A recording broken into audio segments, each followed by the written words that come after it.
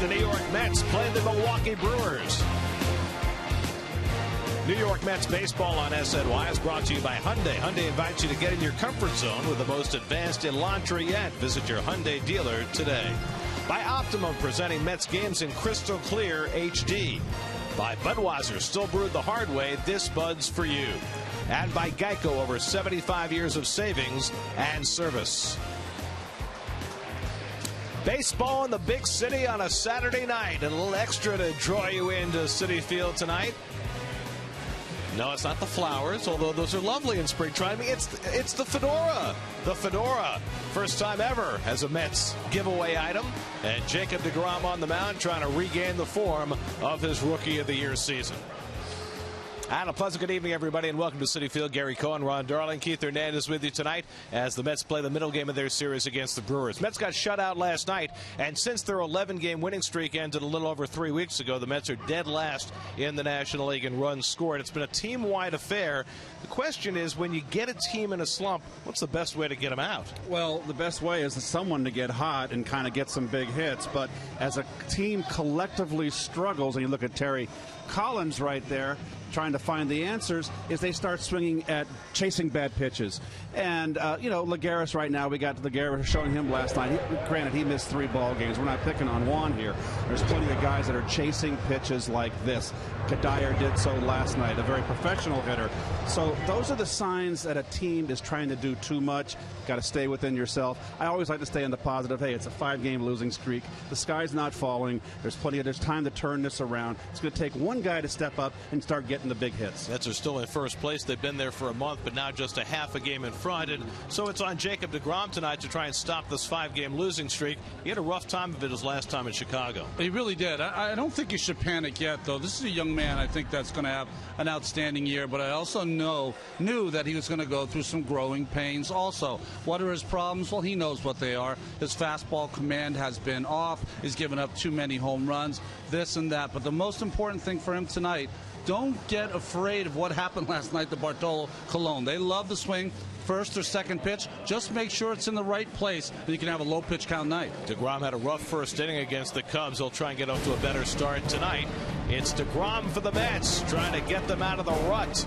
Mets trying to snap a 5-game losing streak. Mets and Brewers, all the action on SNY.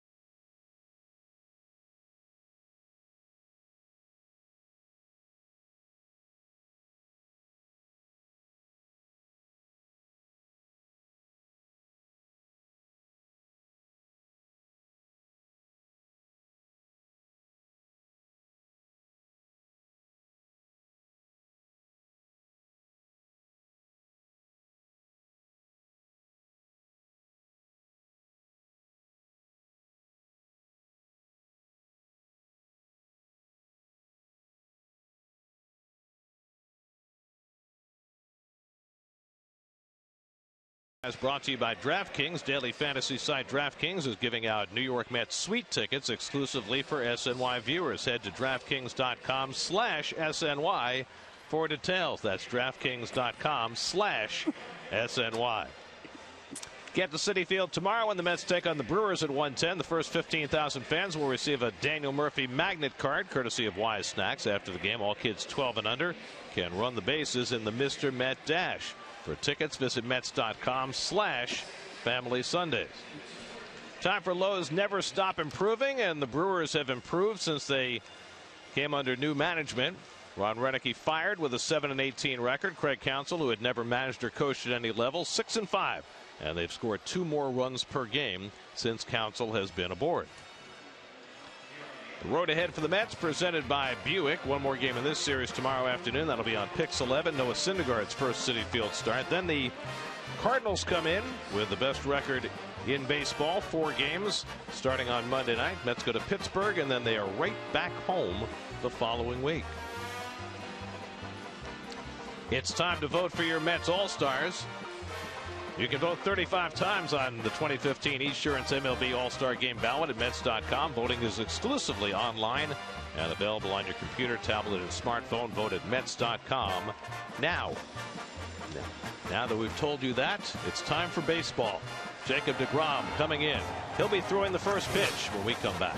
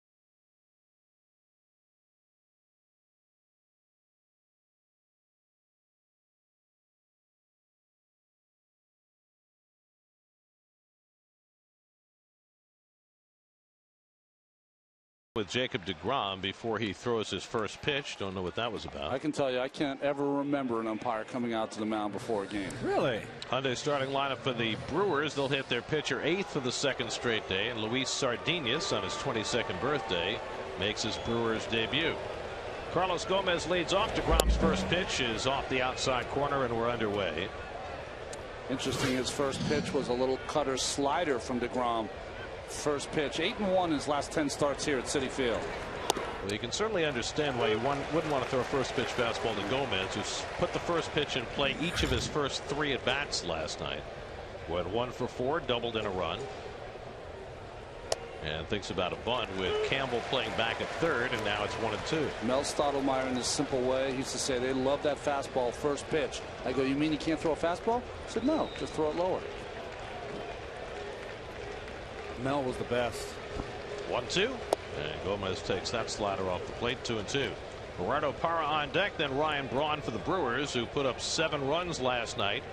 Most of them early against Bartolo Colon with a slew of extra base hits.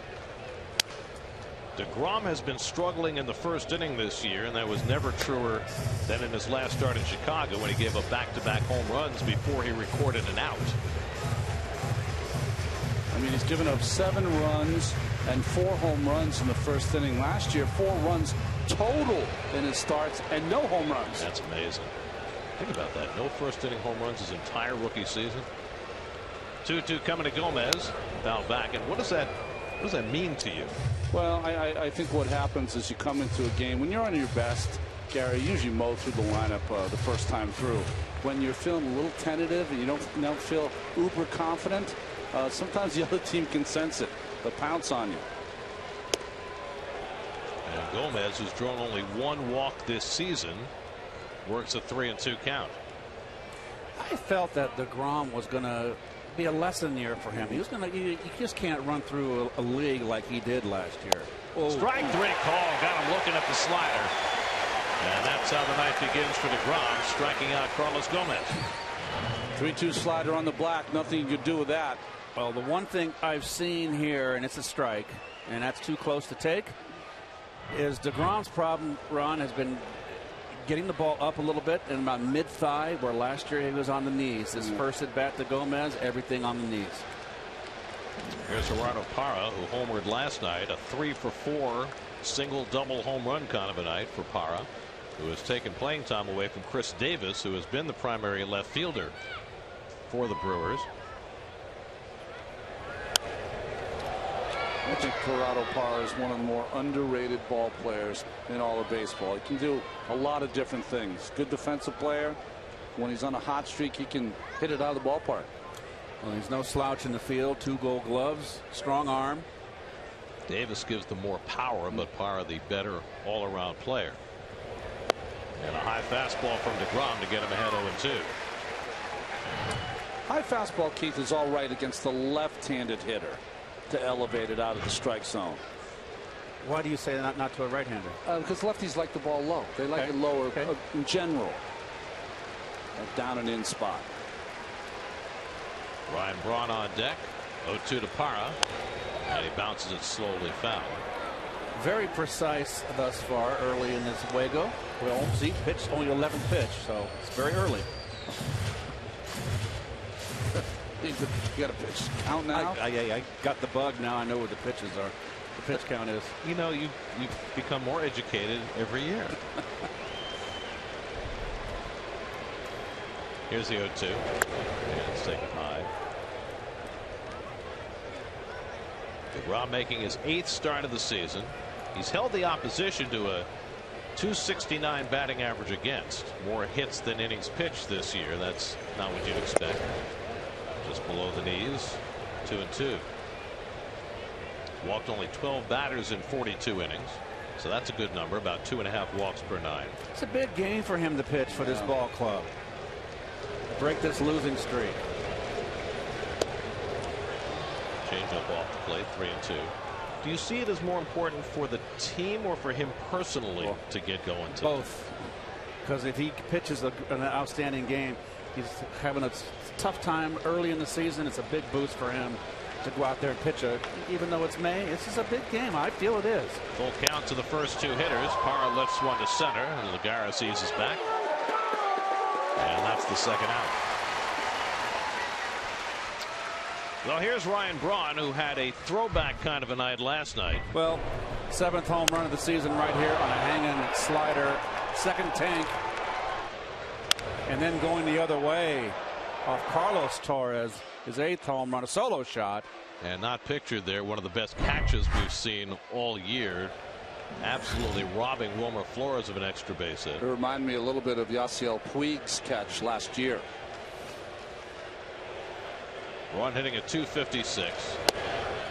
When last year was over and Braun did not have a Braun-type year, 19 home runs, 266 average, he had surgery on his right thumb, which troubled him most of last year.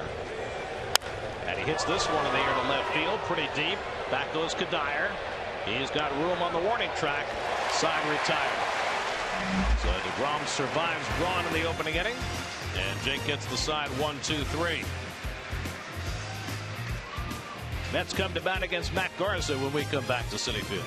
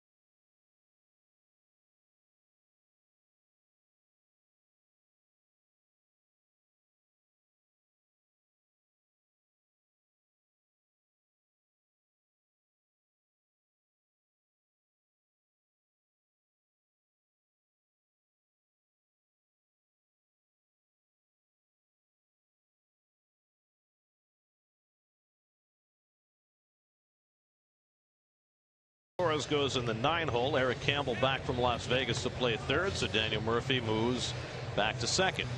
And that's the update for the Mets. And interesting that the home plate umpire Jeff Nelson is likewise going out to talk to Matt Garza before he pitches. I wonder if it's a pace of game initiative kind of thing. Just speculating here, just letting the pitchers know that he wants them to get rid of the ball quicker. Why wouldn't he, when the pitcher's going out before his warm-ups, leaves the dugout, just meet him at the third base foul line and tell him then? I would like that better. Toyota numbers there for Garza so far this year. 77 wins in his career. First year last year with Milwaukee, 13-14. Curtis Granderson laid things off 0 for 3 last night, and Curtis takes a strike. Interesting, Garza, like DeGrom, faced the Cubs in his last start. Right? Garza faced them Sunday. DeGrom faced them Monday. Garza fared much better than DeGrom did. Went 7 strong innings, 1 run, 3 hits, 9 strikeouts. Well, Mr. Garza is an enigma. That's one of the reasons he's changed teams so many times. Lagares on deck is a guy that on one day he could throw a 2-hit shutout at you. He also is a guy that could blow up early. Granderson pulls one right to the first baseman Lynn for the first out. And we'll do the Coors Light Brew Crew Big D, and that's a pretty good outfield right there. 3 Gold Gloves in that outfield, and not a bad play last night by Braun and Wright. And folks, I made a mistake last night. This was the young man Luis Sardinas at shortstop. That was the big guy in the trade with Texas that they are really high on at shortstop. And Maldonado behind the plate with Lucroy on the DL. I stand corrected. That's why they put him in there today. To make me look better. Juan Lagares grounds the first pitch out for Scooter Gennett, and that's the second out. So Garza wasting no time. 4 pitches, 2 outs, and he'll face Lucas Duda with the bases empty. Garza now 31 years old, came out of Fresno State as a first-round pick of the Twins in 05. This is now his 5th different major league team. Signed a 4-year deal with the Brewers 2 winters ago. 4 years, $50 million.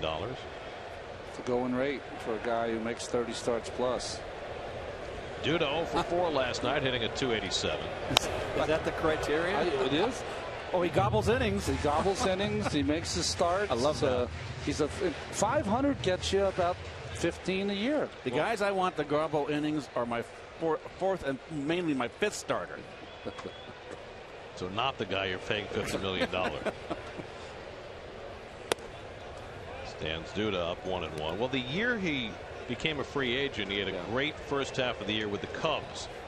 Cubs dealt him at the trading deadline, and then he signed with the Brewers in the offseason. But he obviously made an impression on Milwaukee pitching in their division.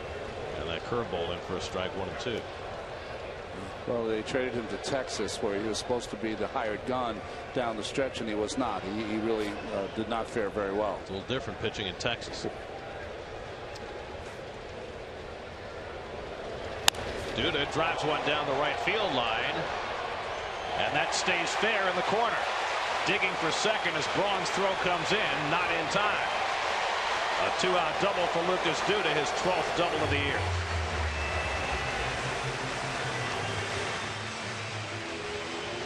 Not a bad pitch here. Little cutter in, and look at Lucas get the head out. That's pretty good hit, and that's got in on. Didn't get in enough. That's how strong Lucas is. That was towards the label, and he one-hops the wall. Keith, on a pitch that far inside, what's the key to keeping it fair? Well, I hate the term. Down. Lucas would probably tell you to keep your hands inside the ball. I just say be quick with your hands. Just be quick. So I don't want to think I've got to keep my hands inside the ball. From the pitcher's perspective, if they don't hit it square, it has a better chance of staying fair. Because if they hit it square, it's going to hook. That's a very good point, Ron. Because if you get the barrel on it, then you're going to pull it foul. So don't hit it as well. And just be as strong as Lucas, where you can still one-hop the wall.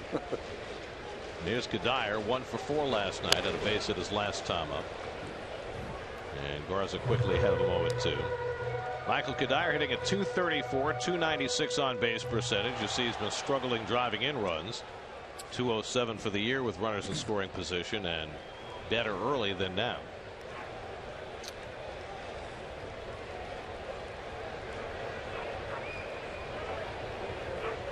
Garza up in the count 0-2. And Kadire goes down to the high fastball to end the inning. First strikeout for Garza. A double and 1 left.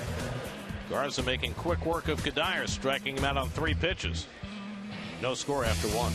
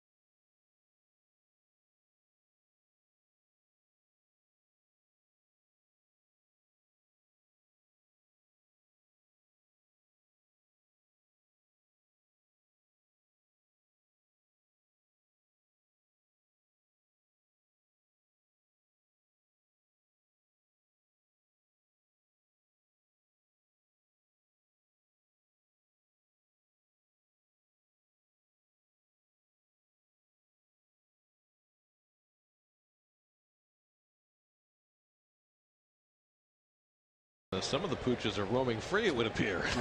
That's a little scary. A lot of sniffing going on tonight.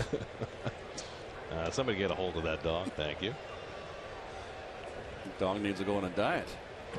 Adam Lynn leads off in the second against Jacob DeGrom and takes a strike. Lynn 1 for 4 last night. Snapped an 0 for 14 with a double his first time up last night. He's been the most consistent hitter for Milwaukee so far this year, coming over from Toronto.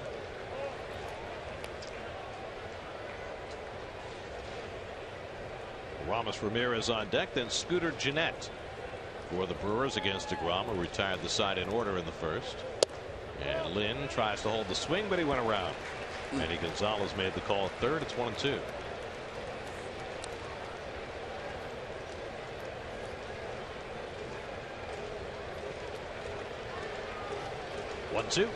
Struck him out. A little fastball by him at 95. Second strikeout for DeGrom. Watch the elevation on this pitch. Knees.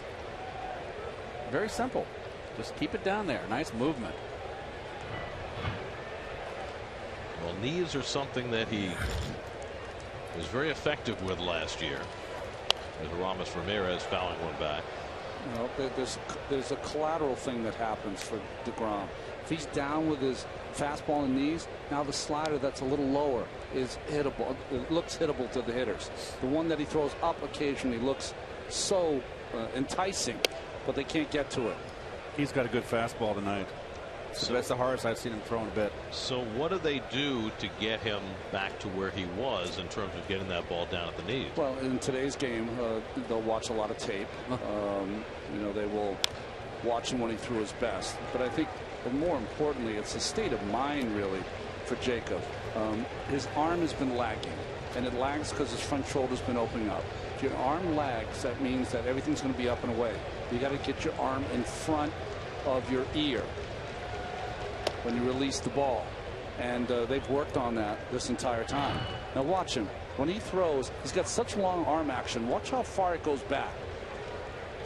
Okay, a lot of things have to go right for him to get that ball to his ear and in front before he delivers that pitch.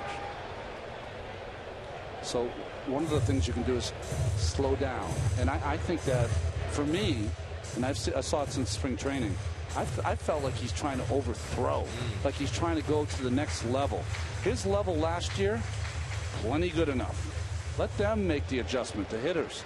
He was too good last year to change too much. 2-2 to Ramirez. And he goes off the plate with a slider, full count. Because of the way his body is, long and lean, lots of arms and legs, there's always going to be a lot of moving parts for Jacob. But that's a good thing also because he has such a loose arm. Line, center field. Lagares coming on. Will have to play it on the hop. And Ramirez, the first base runner of the night for the Brewers. And we'll take a quick look at your Lexus Metsies defense. Kadire, Lagares, Granderson, and we got some changes on the infield. Of course, Campbell's back up at third base. Murphy back to second base, and Plawecki is back in the lineup. Well, you recall Campbell played well for a while after Daniel Murphy got hurt, and then he slumped, got sent down. They called up Herrera, moved Murphy to third. Now they have undone that move with Herrera going on the disabled list and Campbell back for another go-round. Here's Scooter Gennett with 1 out and 1 on, and he takes at the knees for a strike. Gennett just 1 for his last 20. His average at 169 for the year, so it's been a struggle for him. That's Ryan Joseph. It's a good baseball name, isn't it? Yeah, Scooter's good. You know how he got that name, right? And I don't know if he loves this being repeated, but he got nicknamed Scooter after a Muppet baby when he was 5 years old, and he's been Scooter ever since. It's a very strange swing on that low pitch. He did it last night too. Keeps.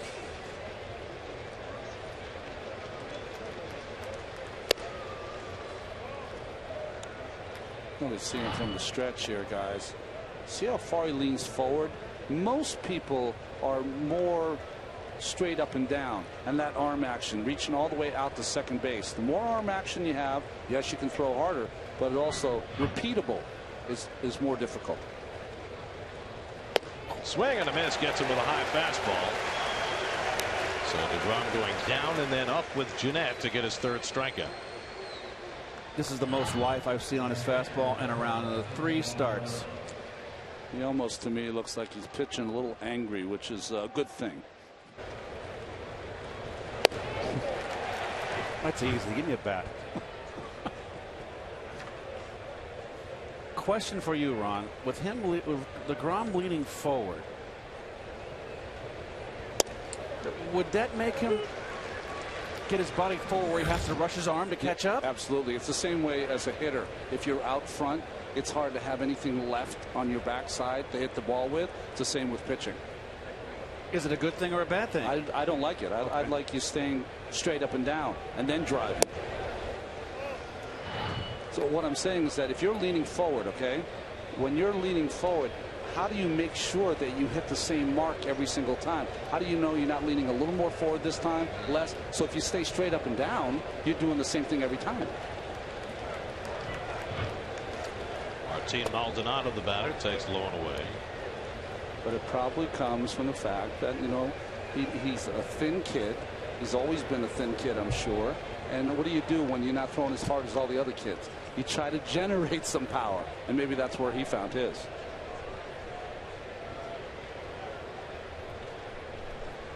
Maldonado hitting just 163 and a check swing roller, and that's a fair ball. Duda right on the bag to retire the side. Maldonado never left the batter's box, thought that was going to be foul, but Laz Diaz called it fair, much to the delight of DeGrom, and that gets him through the top of the 2nd inning.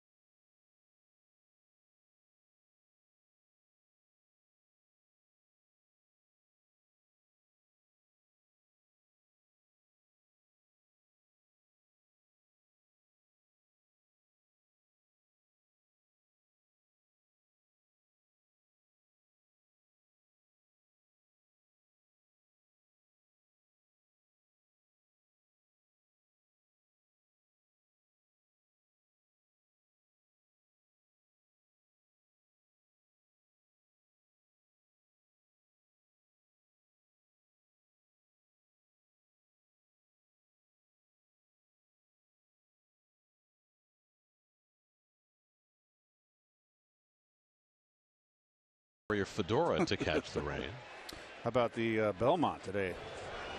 Not the Belmont, the Preakness. Preakness, my goodness. Played in the running the slop at Pimlico with the pouring rain. American Pharaoh made the folks at Europe Racing Association very happy by keeping the Triple Crown alive. Daniel Murphy leads off the home 2nd.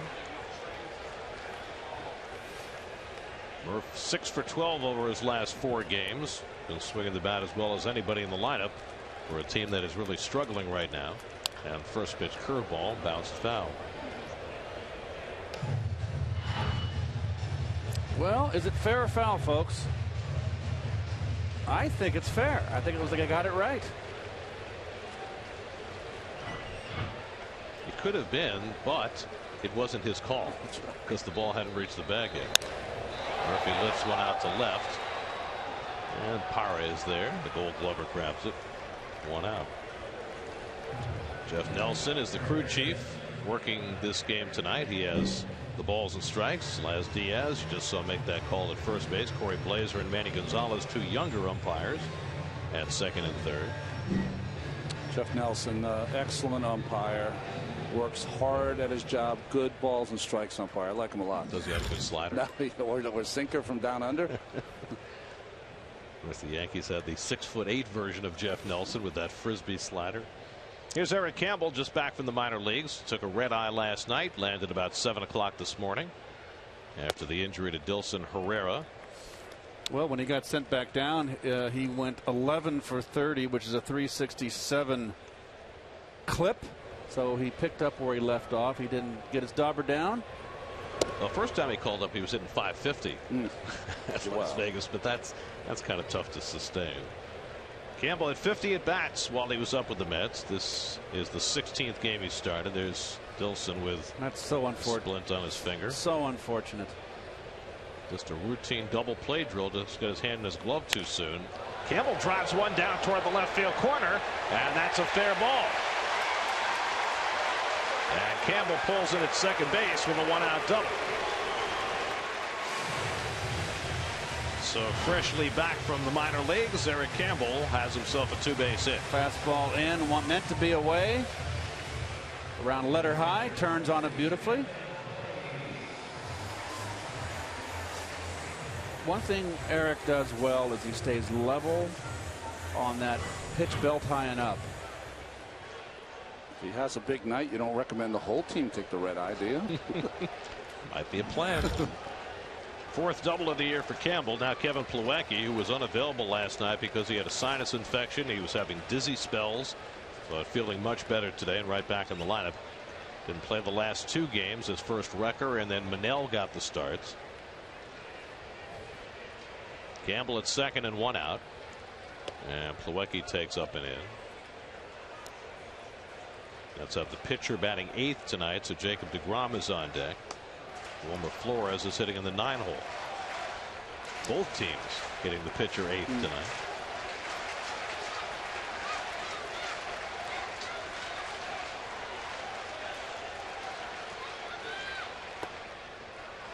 And Garza misses low, 2-0. Even though he's a rookie, Plawecki has a real good idea about the strike zone. Well, he's been very good in RBI situations. 6 for 14 with a runner in scoring position. Well, he goes the other way well. He's just getting his feet wet. He's kind of slowed down a bit.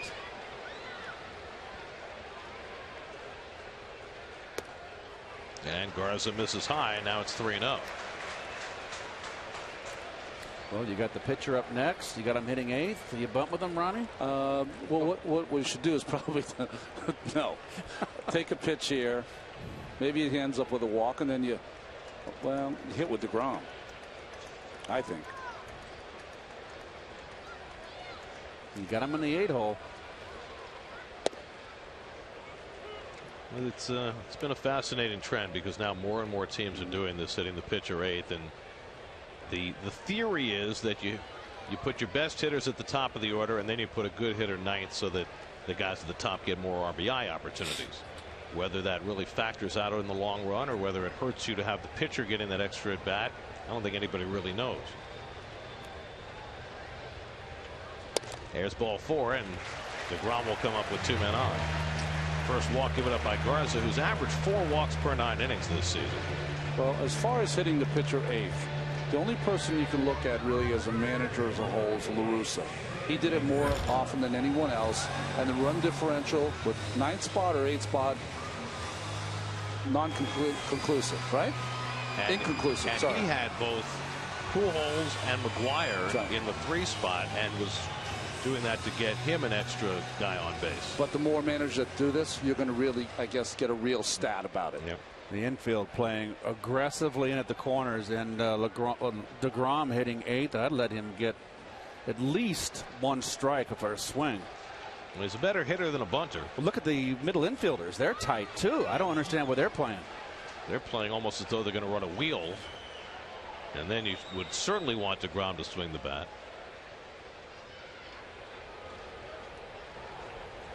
And he grounds one toward the middle of the diamond, and it goes through for a base hit. Campbell is in with the first run of the game, and the Mets have a 1-0 lead. Now Craig Counsell playing his infield very aggressively in for the bunt, and DeGrom takes advantage of it, drives in his first run of the year. Well, they left a big space up the middle, that left side of second base. And Sardinas, if you got a wheel play on, it kind of gives the wheel away when you're in that position. The whole idea about the wheel is you've got a quick shortstop. You can come behind the runner and break with the pitch and be ahead of the runner. Thing is, they didn't even really run the wheel because Ramirez didn't charge from third. They gave him a bunt hit. That was a silly defense. Really? I mean, come on. So now Flores in the 9-hole with 2 men on, takes low and in for ball 1. It's like, let's bring everyone in and let you swing the bat as hard as you can swing. I mean, no one was in position to do anything to help that play. Well, plus it's not very good scouting. I mean, they've got to know DeGrom handles the bat well. Wilmer 1 for 3 last night. And he hits it hard, but right at Ramirez on one hop. And the turn by Jeanette for the double play. 5-4-3 double play gets Garza through the inning, but a bullet off the bat of Flores. Mets get a run on DeGrom's hit and lead it 1-0.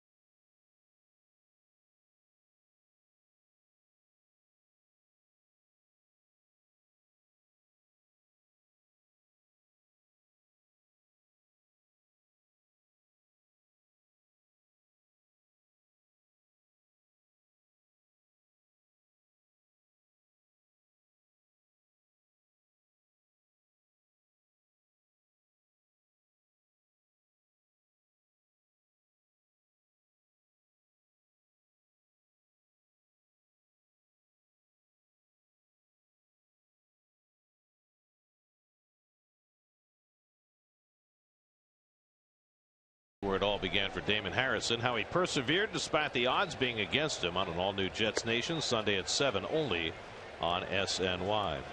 Jacob DeGrom with a 1-0 lead as we go to the third, and let's check in with Steve Gelb. Steve? Well, you guys have been talking a lot about DeGrom's early struggles this season, and Ron, both Dan Worthen and Jacob DeGrom agree with you. They think he was trying to do too much too early this season. What they said when they were watching tape is they saw his front side jumping out too much. His stride was too long, and what happened is he was unable then to get on top of the baseball when he was throwing it, and that affected his control low in the zone, which makes him such an effective pitcher. So this week they changed things up with the bullpen sessions. Dan Worthen had Jacob DeGrom wear tennis shoes instead of cleats, because in doing so, if you stride too far, you're going to slip a little bit. So far seems to be working out well. Ron, what do you think? Could that help? Boy, Steve, I love the information. In my day, we never used the sneakers to do that, but I like it because what you can't do is in sneakers you can't overstride and you can't overthrow. And those are the two things I think that are so important. And what Dan, as you strike out there of Garza, is what Dan and DeGrom are working at. Not overthrowing, not overstriding, staying within himself. And I'll tell you one thing, just personal, and this is me. It has nothing to do with anyone else. But, you know, I got the pitch in Dwight Gooden's shadow. There's a little bit of a shadow here on this ball club. And sometimes you try to push yourself to a level saying, hey, I want to keep up with the guy that's ahead of me. When you should be saying, do what I do best. Sink the ball. Get early outs. Because the only thing that matters is at the end of the day, you have a W next to your name. It doesn't matter how you did it. Dwight strikes out 15, I strike out 5. Who cares? W is all that matters. Now, sabermetrics people, I mean, the heads are blowing off right now. But it does matter if you're pitching in the game. Well, I think you make a fantastic point, because we talk all the time about competition within staffs, and that can be a really good thing. As Luis Sardinas, who's celebrating his 22nd birthday, fouls one off. But I guess it can also be a detriment if you try and be something you're not. Yeah, I don't know how it works for Jacob, but I know for me, I got a lot of, Dwight's 19, you're 23. How could you not know as much as a 19-year-old? Like, well, give me that hook and that 95-mile-an-hour gas, and I'll get better real quick. But it's only human nature to try to keep up with the lead dog. You can keep up with him just in a different way. Carlos Gomez on deck. Sardinas lines one into right field, and in his first at bat as a Brewer, he's got a base hit. So Sardinas just called up yesterday when the shortstop Gene Segura went on the disabled list. Nice hitting. Little slider in. Good location. He turns on it nicely. This kid can fly too. Beautiful strides going down first base. Look like a track and field runner. That's that grip. It's a little slider cutter grip that he uses down and into left-handers. So Sardinas, first at bat as a Brewer, and on his birthday no less, has a hit, 1 out and 1 on. And now Gomez. Carlos worked an 8-pitch at bat his first time up. I don't think I've ever seen him have one of those before. And he took a call, third strike. DeGrom has struck out 4, first time through the batting order. Dots that slider on the outside corner, and that's been an important pitch for him early in this game. Gomez does not like that Jeff Nelson is giving that pitch to DeGrom, letting him know it.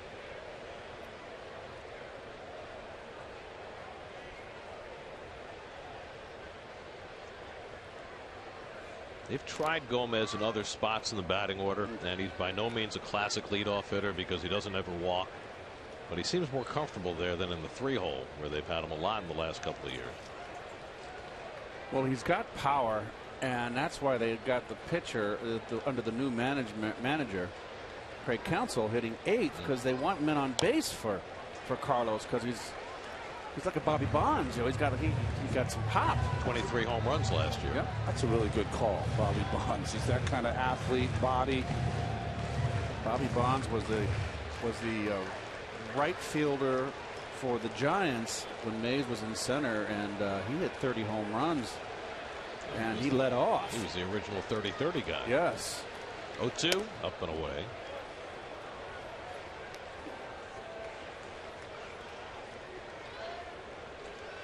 Last year, 20-plus homers, 30-plus steals. He's had a little hamstring and hip problem this year, so he hasn't been running very much. DeGrom ahead 1-2, and he jams Gomez. Looks like he hit it off his back foot, Gomez, because he's got that protective gear on his front foot. Let's see where he hits it. No, off his inner side of his left his striding foot. And below the shin guard. Yep. But at least he has the pants there as protection. The old pajama pants.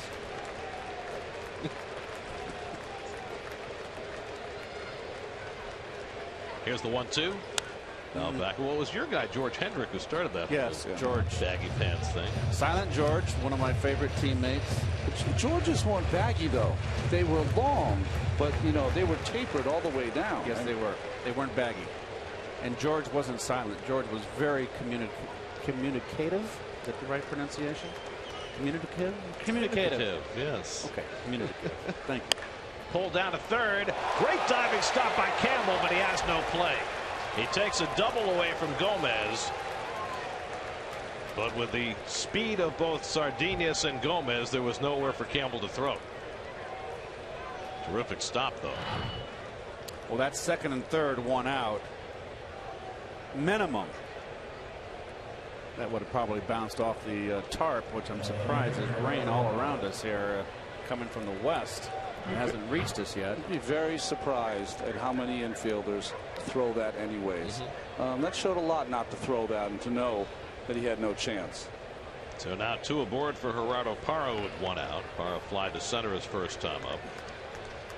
And the double steal is certainly a possibility with this pair. Sardinius at second, Gomez at first, so DeGrom and Plawecki need to be alert. Helps that a left-handed hitter's up. Makes it a little easier throw for Plawecki. And a pickoff try at second, and Sardinius gets back. Sardinius had some big league time last year with Texas. Remember, the Rangers had everybody hurt last year, so he played in 43 games. This is not his debut. But still a very young player.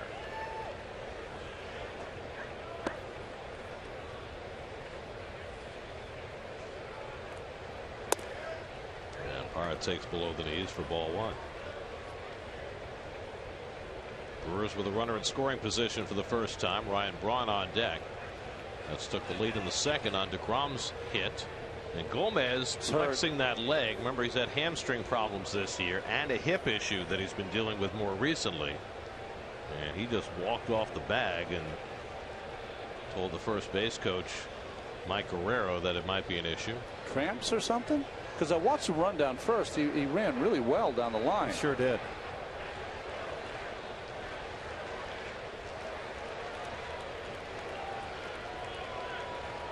Flores continues to fake Sardinius back to the bag at second. And Parra pulls one. Caught by Duda. Does he have a play? In time. Double play. Side retired. Campbell saves a double, and Duda with a diving catch of a liner to turn a double play. Mets flashing some leather in that 3rd inning. Well, youthful mistake at second base on the bases. Can happen to anybody. Nice play, Lucas. Only play to second base. 3-6 on the double play. Pulled out of the dirt by Flores. 1-0 Mets in the 3rd.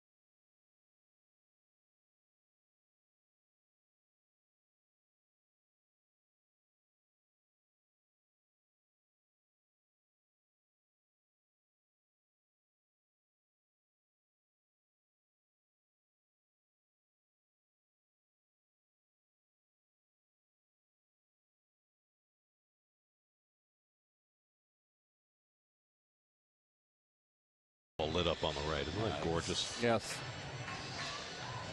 That was the view from the 28D club. My old condo. And wasn't the Dag Hammarskjöld building? Oh, that was the 33D club. That was at the Sterling Plaza on 49th and 2nd, out of my master bedroom. There it was at night. What was the membership fee for this club? Some got in free. Curtis Granderson leads off the home 3rd and takes the strike. Garza gave up a run in the 2nd, a double, a walk, and an RBI hit by DeGrom. Granderson lined out to the first baseman his first time up, and he hits one up the middle this time. Sardinius with a diving stop, But Granderson beats it out. Nice range by Sardinius. He's got a good arm, but it took him a while to get rid of it, and Granderson has a base hit. Nice play here by the youngster. Beautiful play, and Granderson busting down the line. Let's watch him on his recovery. There's nothing you can do. Strong throw. Too much speed. So the Mets get the leadoff man on for the first time tonight. Their fourth hit off Garza. You know, as much as Curtis has been doing a heck of a job getting on base, leading off, he hasn't attempted to steal. It's all, I just would like, I mean, get 15 stolen bases in the course of a season. I don't think that would wear him out. Well, he has 3, and we're not yet a quarter of the way through the season. So he's on a pace for 12 or 13. A lot of hit and run here, Keith. Lagares grounded out his first time up and attacks the fastball and fouls it back. You know, I'm a proponent of the hit and run, and Lagares is one of the guys who naturally goes to right field that can hit and run. And in fact, Terry has twice this season hit and run with Juan. Well, here's the operative thing with Granderson. He now has 29 hits, 23 walks, 52 times on base. Lagares laying down a bunt and fouling it off. So he's been on base 52 times now, 18 runs scored. I'd like to see that number boosted a little bit. And if he were to steal a base every now and again, that would certainly help. Yeah, then if he's on a pace for 13, I would like him to get 20. But, and you know what? In the course of 162, you just pick your right spots to steal. I'm not asking you to steal 2-3 bases a game. Garza has not given up a stolen base this year. Pretty good at one. He's got a pretty good pickoff move. 2, he varies his moves to the plate. We saw that with Scherzer in Washington. He has the ability to hold the ball for a long time, quick pitch you.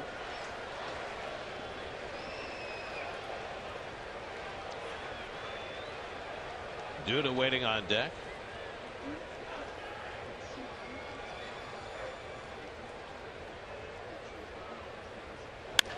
Double play ball to Sardinius. The turn by Jeanette. And they turn the 6-4-3 double play. Second double play in the first 3 innings for Milwaukee. No, that's a routine double play, folks. This is tailor-made. But it's nice to watch. It's just done really well professionally. No wasted motion. Nice pivot at second. He probably didn't have to shovel, but the ball's hit hard enough. Shovel pass, I should say. But just watch this. That's an art. Second baseman turning 2. Here's Duda. And the first pitch curveball in for a strike. Second time he's thrown Lucas first pitch over the 12-6 hooks. Duda drilled a double down the right field line his first time up.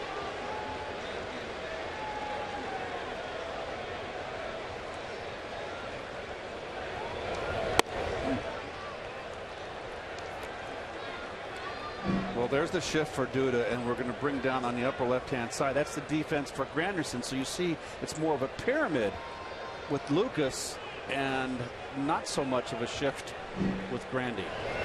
Of course, the irony is that had they played the shortstop up the middle, as they often do against left-hand hitters against Granderson, he wouldn't have had that hit. So we've seen the Granderson shifts all over the place. Yeah, and Granderson against Milwaukee, though, they got to keep the third baseman in with the threat of the speed and the bunt. Another good curveball by Garza, 2-2. But we've seen with Granderson, some teams put on the full overshift against him. Some teams play straight up. It's almost like some teams have the old newspaper and some have the new edition. Some have the computer version online. Or the app. 2-2. Off the play with the fastball. Full count to Duda. Garza's throwing a pretty good game thus far. We're in the 3rd inning, and he's pitching a very tactical game here. That's a nice shot. It's Fedora Central. Upper tank, Gary. That's where he used to sit. Not here.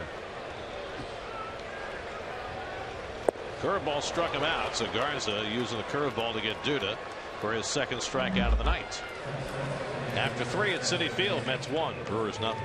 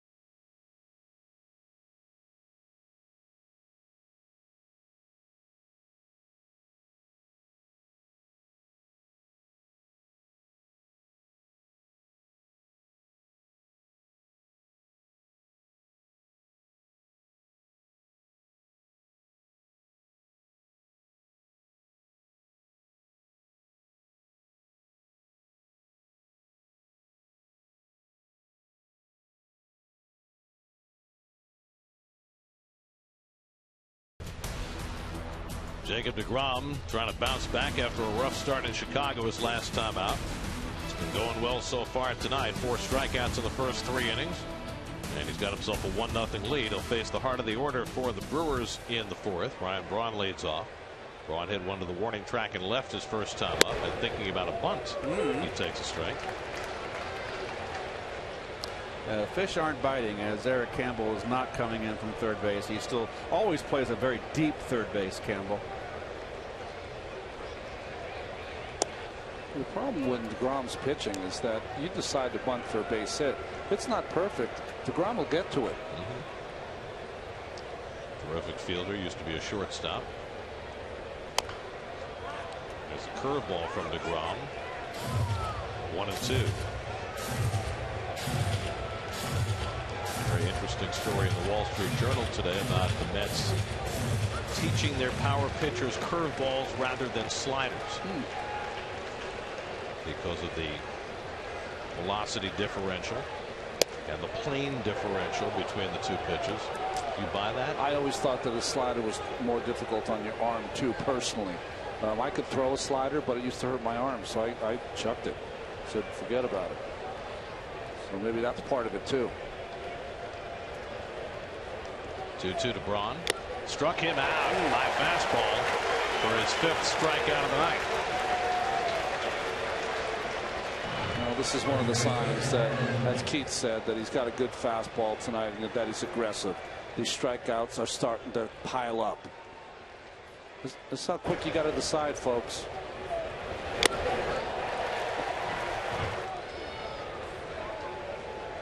That being said, Gary, some guys. I love that. Oh, the K with the comb. That's outstanding.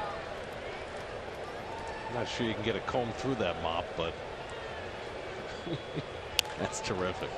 Lynn pulls one down to Duda. He'll handle that one himself for the 2nd out. Tonight's game changer brought to you by T-Mobile. Jacob DeGrom has been terrific at Citi Field, not just this year, but last year as well. Up among the league leaders in home ERA. Is Lincecum with the long hair this season? No, short hair. Yeah, that's an old photo then. I thought he got rid of that. Drilled down the left field line, but foul off the bat of Aramis Ramirez. Yeah, he's a little more incognito, but he's pitching well. How about Harang pitching well in that bandbox? With Harang, a guy that pitches upstairs.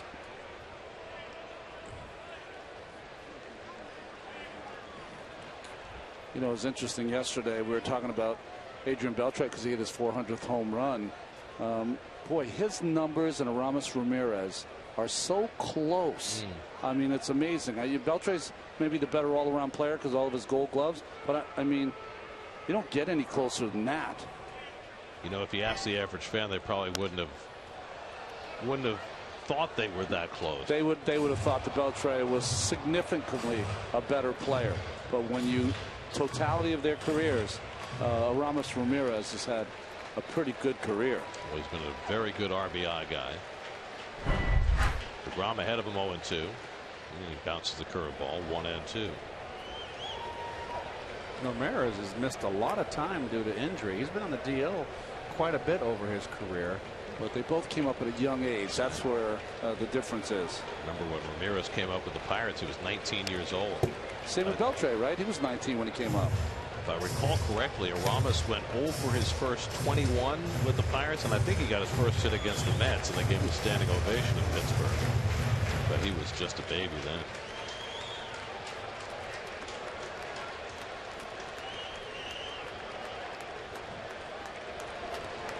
One-two from DeGrom. Fly ball left field, should be easy for Kadire. And that retires the side. So DeGrom puts up a 1-2-3 top of the 4th. Kadire will lead off for the Mets in the bottom. Mets up 1-0.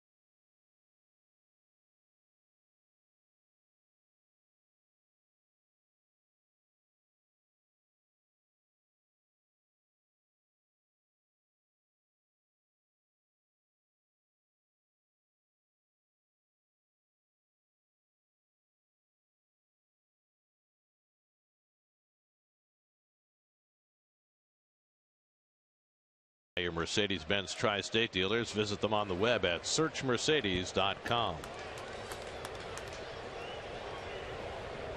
Michael Kadire leads off the home fourth against Matt Garza. Kadire struck out on 3 pitches his first time up, and the first pitch curved from Garza in for a strike. Kadire, Murphy, and Campbell for the Mets in the fourth. Only run of this game driven in by the pitcher, Jacob DeGrom.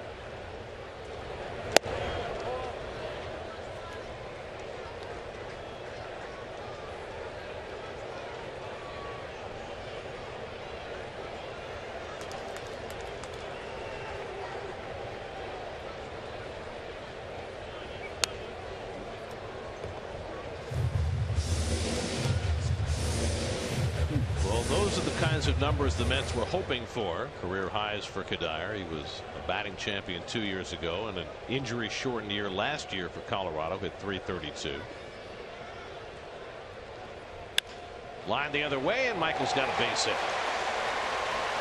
So for the second straight inning, the Mets get a leadoff hit. Well, you know, you got a struggling hitter, and Kadire is in a slump. Got a base hit his last at bat last night, right at the same spot. And when you're out in front, you just got to work it the other way. And that's what he's trying to do. He's been through this before, and those are good signs that he's possibly coming out. So the Mets have their 5th hit against Garza, and now Daniel Murphy, who flied out to left his first time up.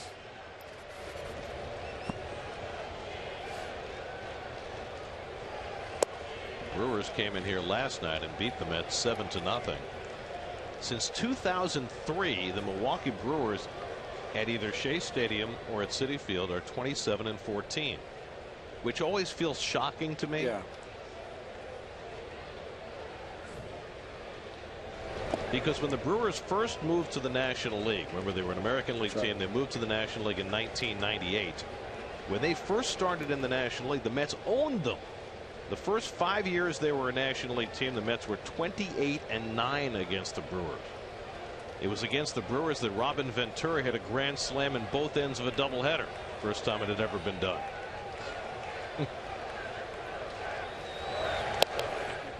Well, it's 3-0 now. I kind of wanted to draw attention to the defense and where the shortstop Sardinius is playing, and I just when you've got a team struggling offensively and you put a hit and run on and that shortstop has to break, look at that, opens up that whole left side of the infield. And Murph is capable of being a good left-hand hitter. I know it's not in the game anymore, but I tell you what, if I ran a minor league system, I would force the hitters, I would challenge them to work on their hit and running, and I'd say, what, do you want to be a complete player? Then learn to hit and run. Garza behind 3-1, and Murphy fouls off the fastball. Well, it's the same defense, though, that he faced in Chicago. Remember, Gary? Yep. They try to get that third baseman, who was Chris Bryant for the Chicago Cubs, and they take Ramirez, they move him over away from the line and try to take away that 5.5 hole. And twice Murphy hit it between the third baseman and the line. Once he hit it right at him. So. I mean, look at all that real estate. See if Kadire runs here. Murphy does not strike out very often. In fact, toughest man to defend in the National League so far this year. So Kadire runs and Murphy fouls it back. Well, this is a big night for the St. Lucie Mets tonight. Dylan G, Vic Black, Bobby Parnell all pitching for the St. Lucie Mets. And G's outing is over. His first rehab start. 4 innings. 1 run, 6 hits, no walks, 7 strikeouts, 54 pitches. They're all down there.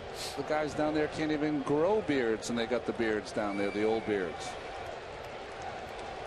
Well, Noah Syndergaard goes tomorrow. He took G's spot in the rotation. So it'll be interesting. After tomorrow, G will be eligible to take that next turn in the rotation, whether he'll need more time or whether Syndergaard's going to stick around. Kadire was running on the first 3-2 pitch, not going this time, and Murphy slashes one foul, trying to pick off that left field line that Ramirez was not guarding. Well, that's a partial list of the Mets that are out. Don't even have David Wright on that list. It's amazing, huh? Eight guys. And there's Moss. That's 10 right there. 5 and 5. Well, I can't even count. I mean, it's 6 relievers alone. Forget about the rest of the team. This time Kadire runs. The pitch is down for ball 4, and so Kadire's safe at second base. So Murphy takes the 3-2 changeup and draws the second walk from Garza tonight. Nice at bat from Daniel. And we'll see what Terry Collins opts to do with Campbell. Campbell come back, boomed a double down the left field line, wind up scoring the only run of the ball game. I think you got to let him swing the bat. Yeah, absolutely. Here. Especially with the pitcher hitting the 8th, despite it being DeGrom, who's got a base hit already. So 2 aboard, nobody out. Campbell a double his first time back from the minor leagues. When Campbell started for the Mets before he got sent down, the Mets were 10 and 5. The first 8 of those were the tail end of that 11-game winning streak. And he nubs one. Garza's only play will be to first, so it has the effect of a sacrifice, if not the scoring. 1-3, moving the runners to second and third. Boy, it's hard to sacrifice like that, isn't it? Hit it off the end of the bat on purpose. Full swing. It's the cue ball. A little bit out in front.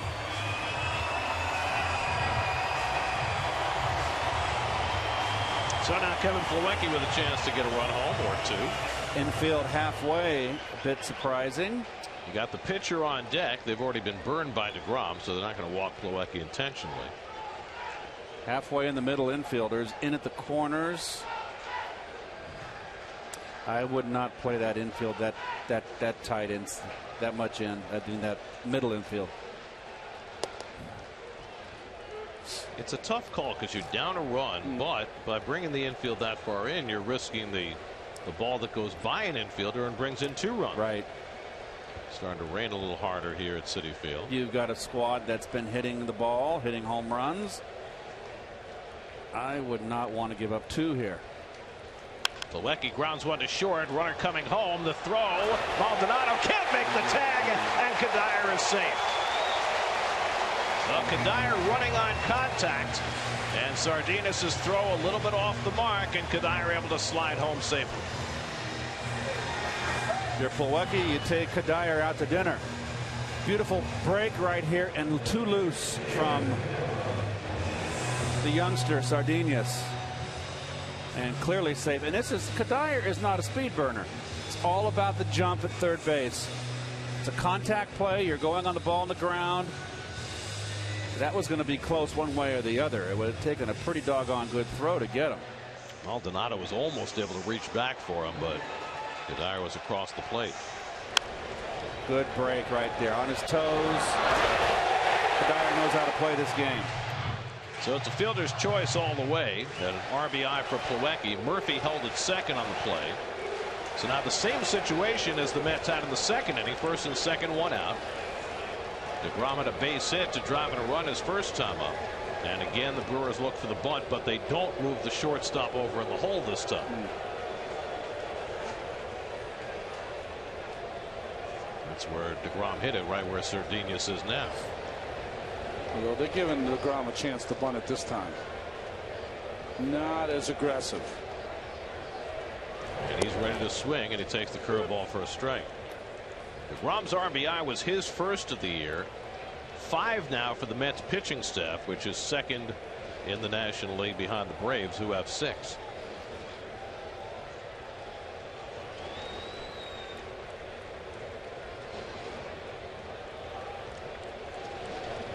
And DeGrom lines a base hit.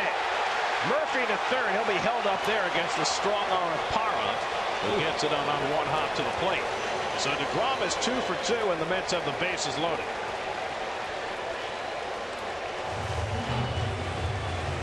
Well, hits it right where it's pitched.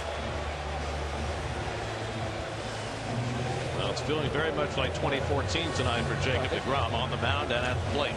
Striking out people, getting his hits on the bases. Complete athlete, 48. Well, you don't challenge Parra. He's got such a good arm.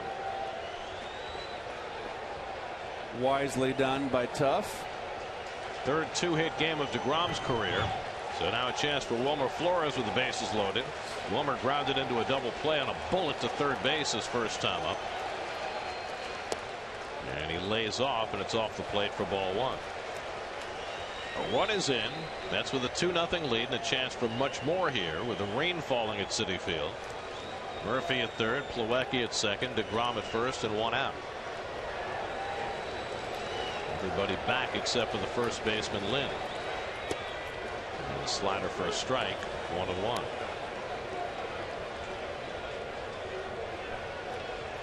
Flores with 5 home runs, leading the Mets. He's the only major league shortstop who leads his team in home runs.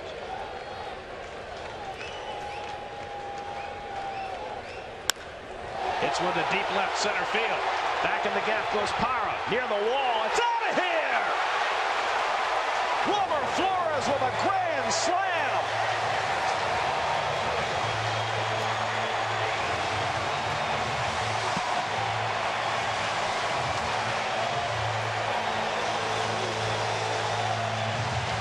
Second career grand slam for Flores. The Mets' first grand slam of the season. And the Mets have a 6-0 lead.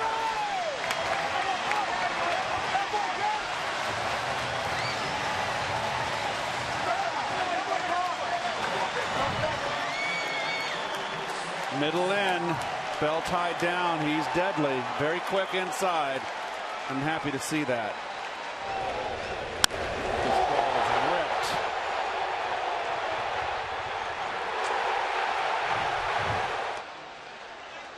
Well, Flores was put in the number 9 hole to provide RBI opportunities for the guys at the top of the order.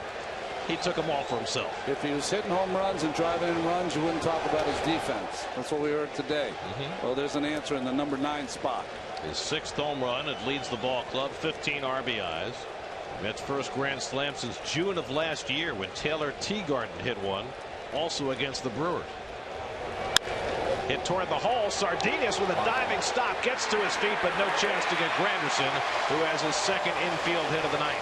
Well, wherever they play Sardinius, Granderson manages to hit the ball the other way against him. Hit one up the middle the first time that he dove for, and this time one back to his right. Ripped. That's smart hitting. What a play, though. This kid's something. Well, he's had a very active first game as a Brewer. He's already had a hit. He's had a not so great throw home. He's made a couple of diving stops. And right in the middle of everything. That's with a 5-run inning. Still going with 1 out. Juan Lagares, the 8th man up. 0 for 2. Grounded into a double play his last time. Now the Flores grand slam means $2,000 for an NYC community partner, courtesy of Citi.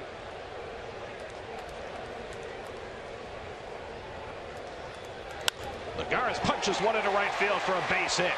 Granderson turns second. He's going to go on to third. So the Mets with a huge uprising here in the 4th. 5 runs home, 1st and 3rd, and 1 out. They are teeing off on Garza, and no one up in the bullpen. Well, this is the enigma I was talking about. Matt Garza can shut you down and then all of a sudden lose it. And you got to go 1st or 3rd. You know why? Ryan Braun plays almost on the warning track. No chance to throw you out at 3rd base. Rick Kranitz, the Milwaukee pitching coach, out at the mound doing rather sternly a stern talking to Matt Garza. That was not a conversation. That was a monologue. It was one way. Yeah, exactly.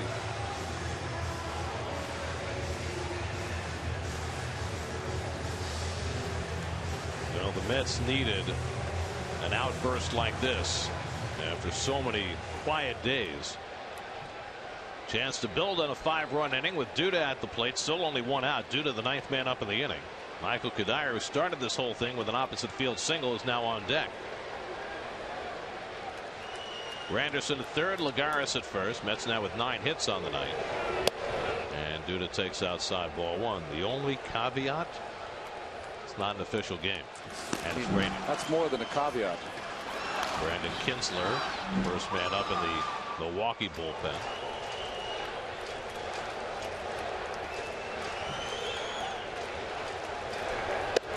Well, Tigers had the same fear earlier today. Miguel Cabrera hit his 400th career home run in the first inning of their game with the Cardinals. Then they had a rain delay, but they did end up finishing that game. So congratulations to Cabrera, second player in 2 days to hit his 400th home run.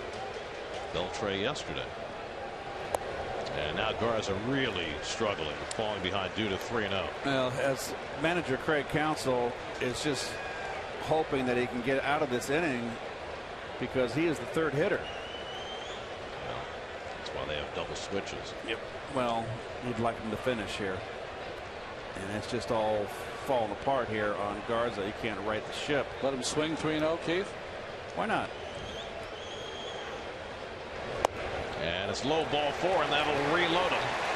Well, the Mets have already hit 1 grand slam in this inning. And now Michael Kadire comes to bat with the bases full. Remember the game in Chicago where the Mets hit 2 grand slams in 1 inning? Cliff Floyd and Carlos Beltran. The biggest inning in Mets history that was, an 11-run inning. It's not quite Chan-Ho Park, but it's not bad. Park, of course, the only player to hit 2 grand slams in 1 inning. Well, I should say Fernando Tatis against Chan-Ho. Anyway, here's Kadire, 10th man up in the inning, and he fouls one back. Kadire singled to right, scored a run in the 4th, struck out back in the 1st. Well, he started this mess with a single to right field.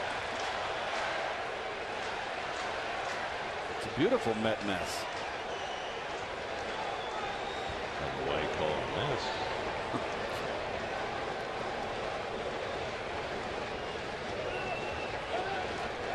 This is not the biggest inning the Mets have had this year. They had a 7-run inning against the Marlins back in April.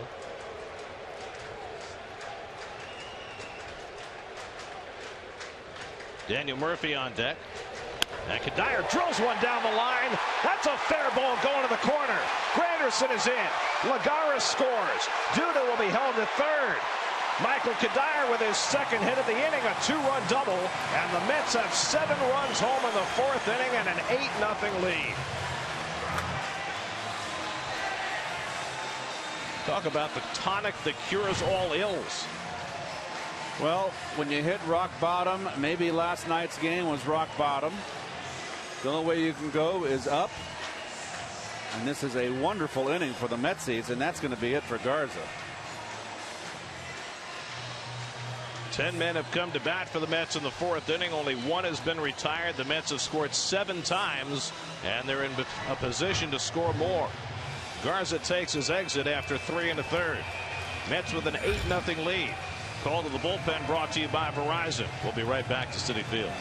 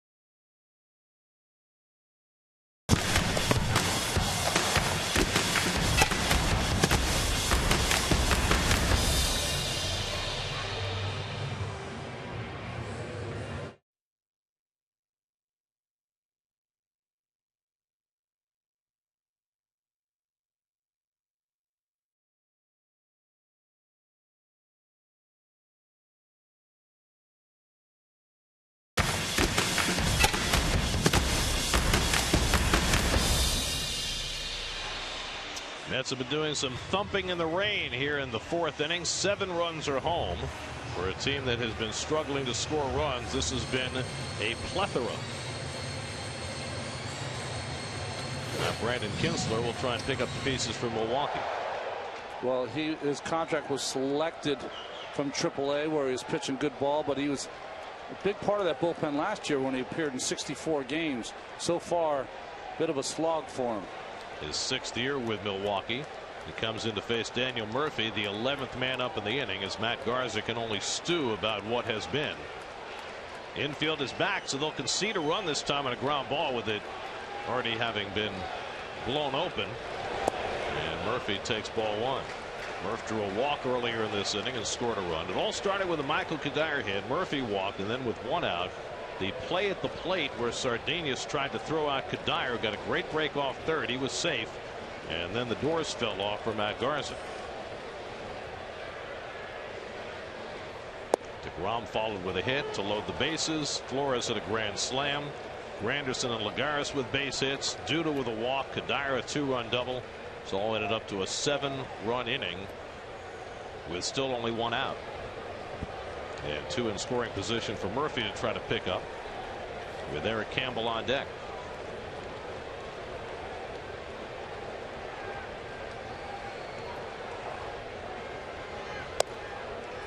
And Kinsler misses outside. Brandon Kinsler from Las Vegas, Nevada, 30 years old.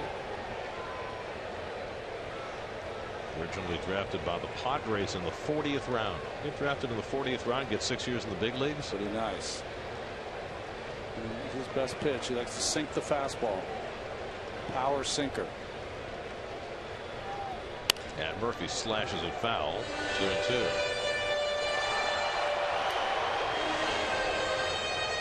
Well, the People's United Bank starters comparison not quite fair tonight. DeGrom's been on his game. Garza most certainly was not. A rout.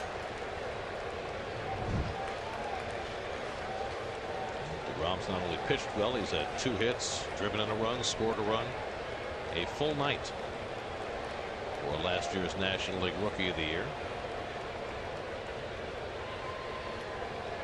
2-2 from Kinsler. And Murphy lines one into center field, and that'll bring in 2 more runs. Duda and Kadire score. Murphy into second with a 2-run double. The Mets have a 9-run inning, and they lead at 10-0. Well, I'll tell you what. You had the doctor come calling on a house call. This could be the most perfect prescription to get rid of your ailments right here. The Mets just needed this so desperately from an offensive point of view and a team standpoint. And a milestone for Murphy, his 200th career double.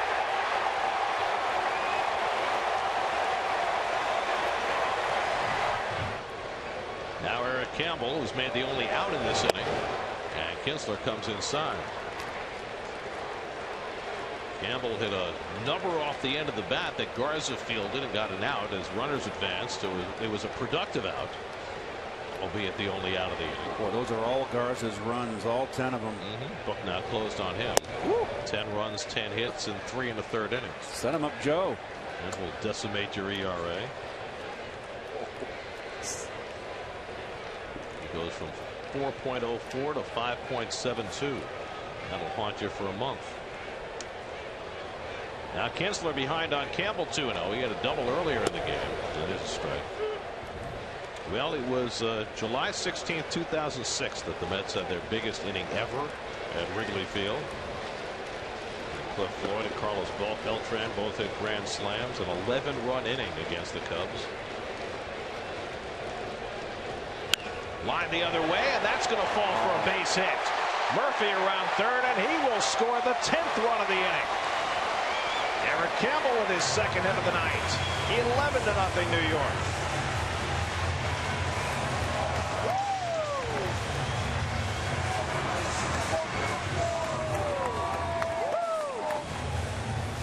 Well, the Brewers came into this series here. High fastball right down the pipe going the other way.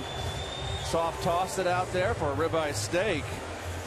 But coming into the series, the Brewers team ERA was next to last in the National League. And this is going to be a big add-on. Now Kinsler's coming and throwing gasoline on the fire, giving up hits to his first 2 batters. Still only 1 out. Plawecki, the 13th man to bat in the inning. And he lays off and held the swing in time, 1-0. Well, I believe, and we're having our statistician check, I think this is the 4th time in Mets history they've had double digits in an inning. They had a 10-run inning against the Reds in 1979. They had a 10-run inning against the Braves, memorable because they were down 8-1 in the 8th. That's when Piazza hit the home run down the left field line to cap that 10-run inning. Then they had that 11-run inning in Chicago in 06, and I believe those are the only double-digit innings the Mets have ever had. This would be their 4th. That's incredible. That is amazing. It's never been known as a big offensive franchise, you know. Well, your exploits notwithstanding. 1-1 to Plawecki with DeGrom on deck. There's the slider from Kinsler, and it's 1-2.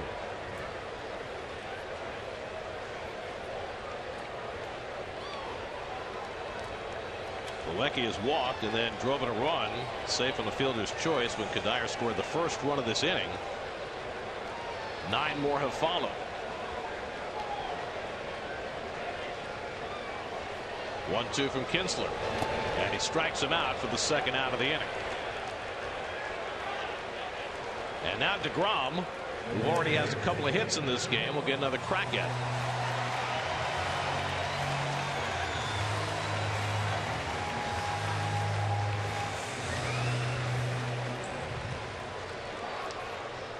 You guys have been rendered speechless. You don't usually see an inning like this, and I was just thinking of DeGrom. You've got Harvey in the pool. I've got Jonathan Reese. You want to jump on DeGrom? Oh, hey, I was just laying out. I just thought it was a golden opportunity to lay out. 14th batter of the inning, Jacob DeGrom, and he lines one over short off the glove of Sardinius, and DeGrom has his 2nd hit of the inning and his 3rd hit of the night. Wow.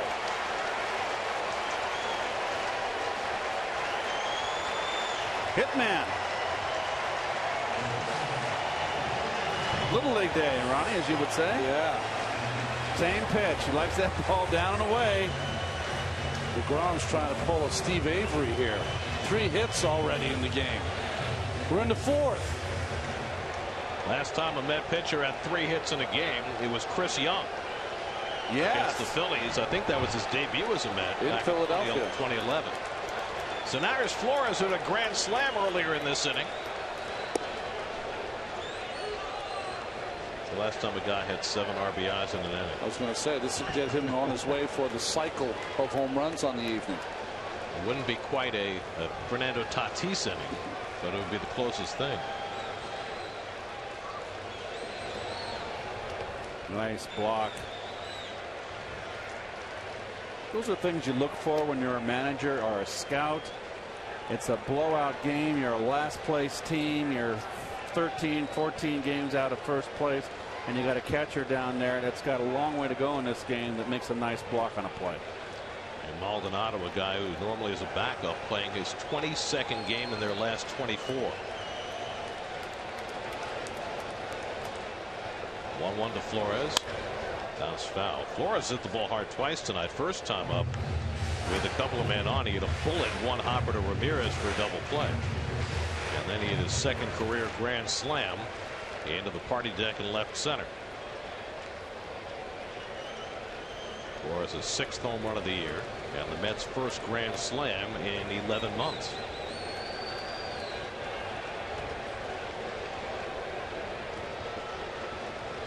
Campbell at 2nd, DeGrom at 1st with 2 out. And Flores pokes one the other way, slicing foul. Think about it. It had to be a boost to his confidence, one with Flores, when Dilson Herrera got hurt and they had to make a move. And the move was made to keep him in the same spot. Look at that. 10 runs in the last 5 games. 10 runs in this inning. It's a funny game, baseball. They say turn the page, Gare. Last 5 games haven't been funny. This is funny right now. This has been an entertaining page. May not be over yet. Flores watches just outside. Kinsler had 1 foot in the dugout. Has to come back to the mound. 2-2. Curtis Granderson, who has a hit in this inning, is on deck. Mets have scored 10 runs on 9 hits, 2 walks, and a key fielder's choice that got the whole thing started. Kinsler trying to mop up what Garza spilled. 2-2. And that's in the dirt. And a full count to Flores. So now the runners will be on their way.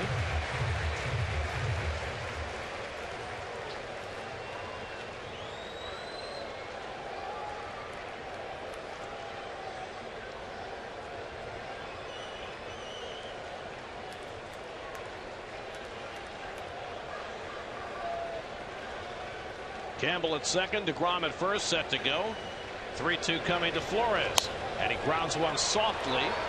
Ramirez has it, and the inning comes to an end. But what an inning. 15 Mets came to bat. 10 of them scored. Tip your fedora. Mets finding offense in the 4th. The biggest blow, Romer Flores, the number 9 hitter. Second career grand slam. 11-0 Mets.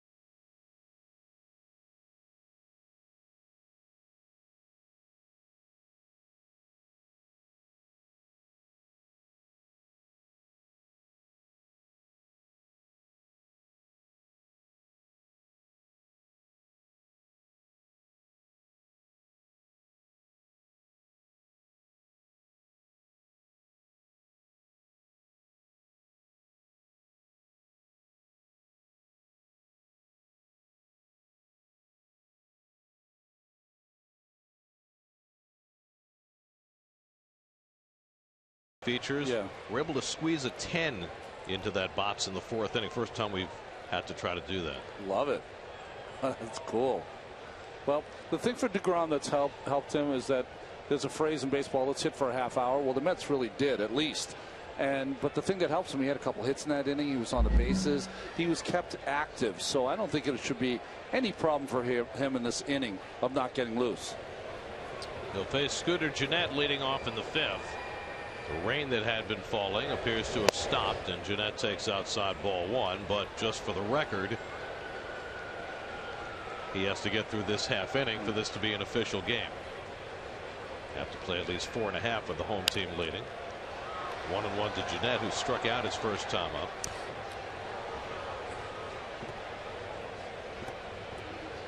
.32 the official time of the bottom of the 4th inning.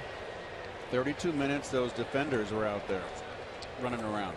What a fun 32 minutes for Mr. DeGrom, who had 2 hits in the inning. Looking to even out his record at 4-4. You mentioned Steve Avery, a 4-hit game. Yeah. I'm still going back to the last major league pitcher to get a 5-hit game. which certainly is possible for DeGrom tonight. I think I know the person who had a 5-for-5 Yes, game. you do. Very well. 1964, I believe. Nell Stottlemyre. Oh, that's had right. the last 5-hit game for any pitcher. 3-2 to Jeanette. I only mentioned the Avery game because I was pitching. Yeah, I know. I think he got the 4 hits off me. So.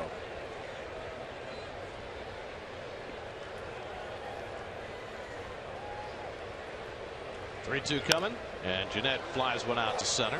Easy for Lagares, and that's the first down.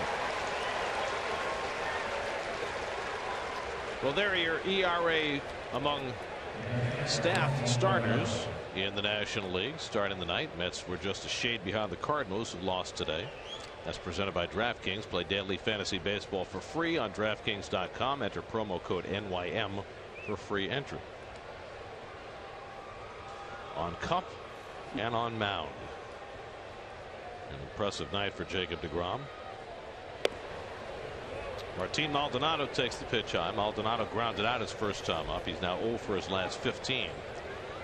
We mentioned that Maldonado has caught 22 of the last 24 games with Jonathan Lucroy on the sidelines. The backup catcher for the Brewers is the former Med Juan Centeno, but he has barely played since they called him up. Pulled down to third, and Campbell's got it. Throws out Maldonado. You would think that in a game like this, maybe they would pull Maldonado out and let Centeno catch the rest of the game.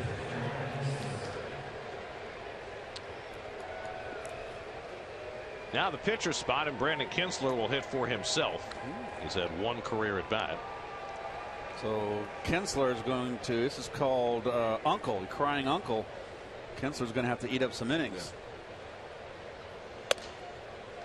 This is the throwing in of the towel. No mas.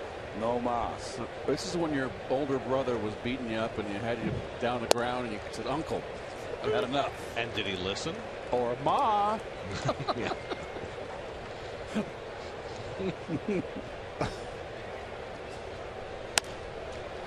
Line right to Murphy, and it's a 1-2-3 inning for DeGrom after getting the huge inning behind him. That's to go back to work in the bottom of the fifth. It's an official game.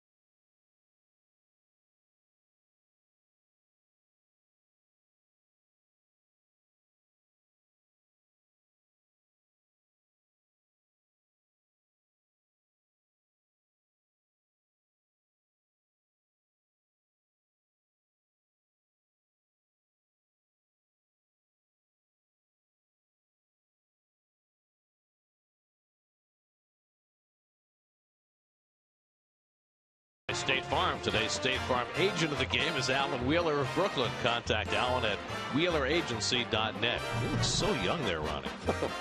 You too. By Lexus, the first ever Lexus NX Turbo. Go beyond utility. And by Mr. Softy. Go visit your certified vendor, Mr. Softy Truck, in your local neighborhood. He struck him out. Tuffy. Wait a second. We went from winning to the World Series to Tuffle swinging the bat. That's right. How does that work? I don't know. Isn't the strikeout supposed to be the conclusion of that little vignette? Keith, I do get the shovel now on what you meant. Yes. Well, the Mets will go back to work in the bottom of the 5th inning after an historic bottom of the 4th, just their 4th double-digit inning in history. A 10-run frame, 10 runs, 9 hits. 15 batters came to the plate. Curtis Granderson is 2 for 3 tonight as a pair of infield hits. No matter where the shortstop has played, Granderson has found a way to make him dive. Brandon Kinsler came in, was charged with the last of that 10-run inning.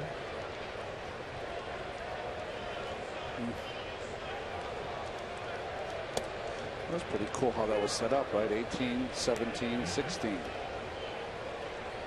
It's a nice sandwich. Doc and Darrell.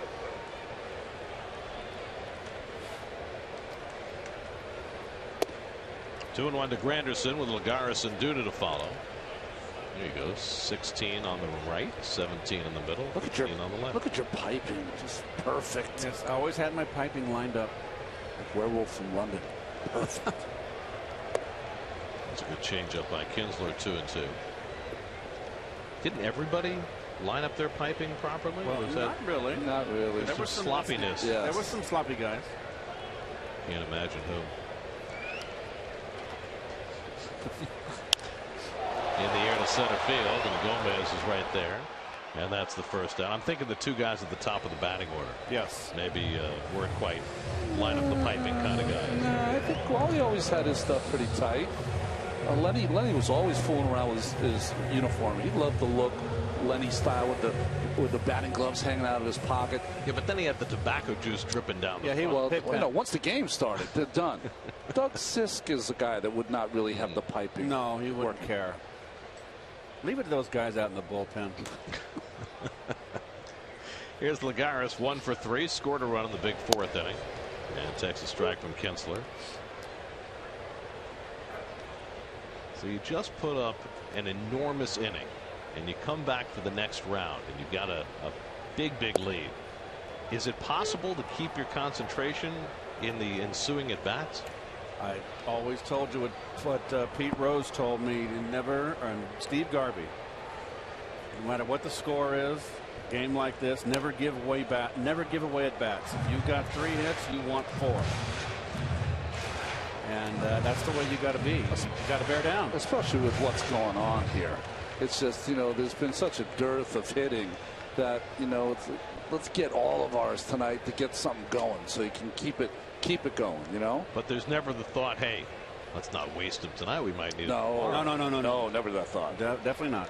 Greedy's the word here. Just like DeGrom. DeGrom doesn't want to give up 4 runs in the next couple of innings. He wants to throw 7 shutout innings. And what did Michael Douglas say? Greed is good. Oh, jeez. What DeGrom wants is 2 more at bats. 2-2 to Lagares. So my point is 600 at bats, 300 hitter, 180 hits, 250 hitter, 600 at bats, 150 hits, only 30 hit difference. There we go. 1 a week.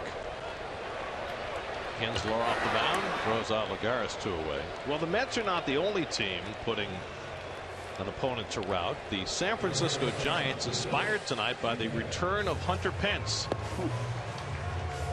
leading the Reds 10-0. They have treaded water awfully well without Pence. 500 team coming into the night, but he's the inspiration on that team. Broke his forearm in spring training and back for the first time tonight, and probably not a coincidence that they're up 10-0. Here's Duda, who's doubled and walked tonight. So with your Michael Douglas quote, I'm assuming that you weren't part of the Occupy Wall Street group. No, definitely not. Keith? Definitely not.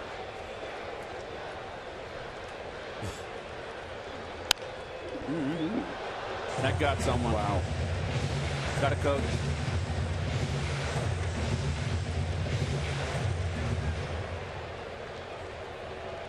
Here's your JetBlue 5th inning recap. That's with that huge 4th inning. Jacob DeGrom had 2 hits in that 4th inning. Wilmer Flores a grand slam, and it's a rare laugher for the Mets tonight. 1-2 now to Duda. By the way, DeGrom with 3 hits tonight. No Mets pitcher has ever had a 4-hit game. Nobody. Not Seaver, not Hampton, not Gooden, not even Darling. Mike Hampton is a good hitting pitcher. The last 4-hit game for any pitcher was Dan Herron in 2010 for the Diamondbacks. So DeGrom will have a shot at that tonight.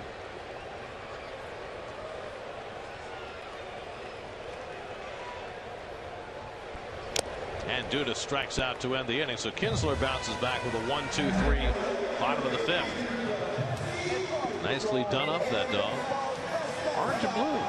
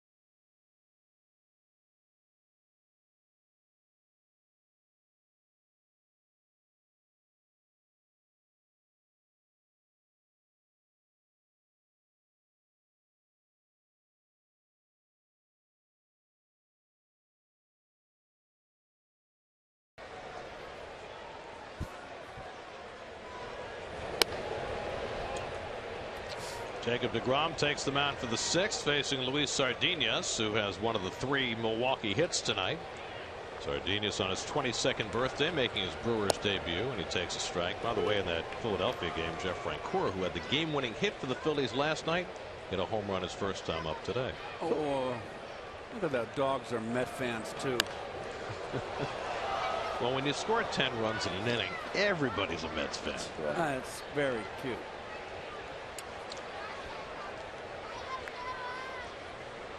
They're very well behaved. Some of them. The ones who are not. How about your they have to go for a timeout. Would you ever venture to bring your Dane here? You mean in the booth? No, out in the field. Line and another base hit for Sardinas. So he's 2 for 2 on his birthday. The 4th hit off DeGrom, and it comes leading off in the 6th. Well, how would we arrange that? Well, Lynn. Oh, well, she could bring the dog, but would it be work? That's a big dog. Yeah, but she's very, very sweet. Very friendly. Very well trained. Very well trained. Do I have to get on the bar stool again? Well, the dog takes up more space than any one of us. Who trained the dog? She's not a sit on your lap kind of dog, although she'd like to be. But at 125 pounds, that's tough. Carlos Gomez takes high. Oh, that's a beautiful bulldog, huh? I like the hat. Very nice. Gomez 1 for 2, an infield hit his last time up. Off the end of the bat toward the hole, and that's going to sneak into right field. So Diaz goes first to third, and Gomez has his second hit of the night. And the Brewers, trying to get on the board, have first and third and nobody out. Does Lucas have to go for this one? It's a CNI dog if I ever seen one. He was too much on the line. He wasn't going to get it either. Nope. That's just well placed. And you can see it's a sidewinder. Very venomous. Be careful.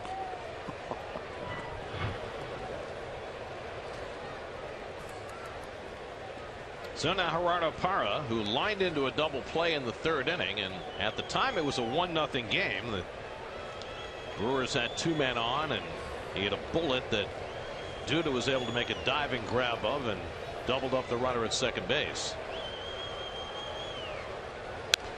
And you know, for DeGrom, who's trying to rebound after a rough outing in Chicago, that was an enormous play in this game. Doesn't seem that way now at 11-0, but had that ball gotten past Duda, it could have been a very different game at the time. Ryan Braun waits on deck.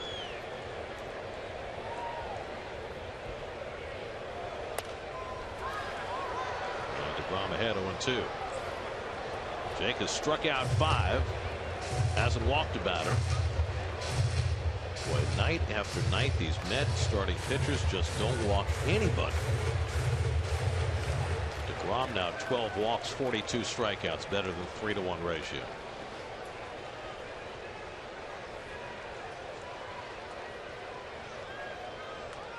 Go to Parra. Down the left field line, and that's a foul ball. Well, he has pitched him up and in the entire at bat. Just foul.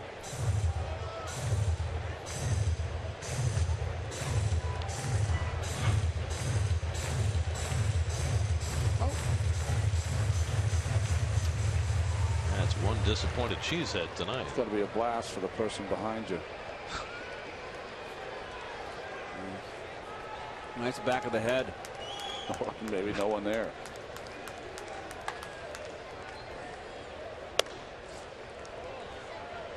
You've seen those big inflatable rats.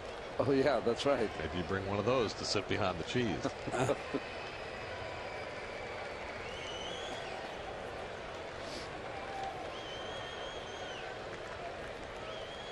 1-2 to Parra.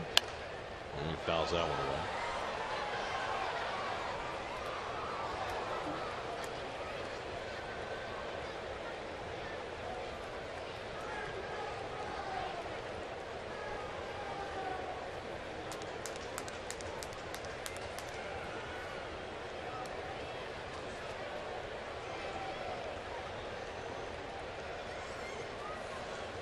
DeGrom trying to dispose of Parra. Parra hangs in there. Well, DeGrom working on a shutout, which is in jeopardy here with runners at first and third, but also working on a big hitting night. 3 hits tonight, including 2 in 1 inning. He's only the second Mets pitcher in history ever to get 2 hits in 1 inning. The other was Chris Young in his 3-hit game against the Phillies in 11. Last major leaguer to do was Adam Wainwright for the Cardinals 2 years ago.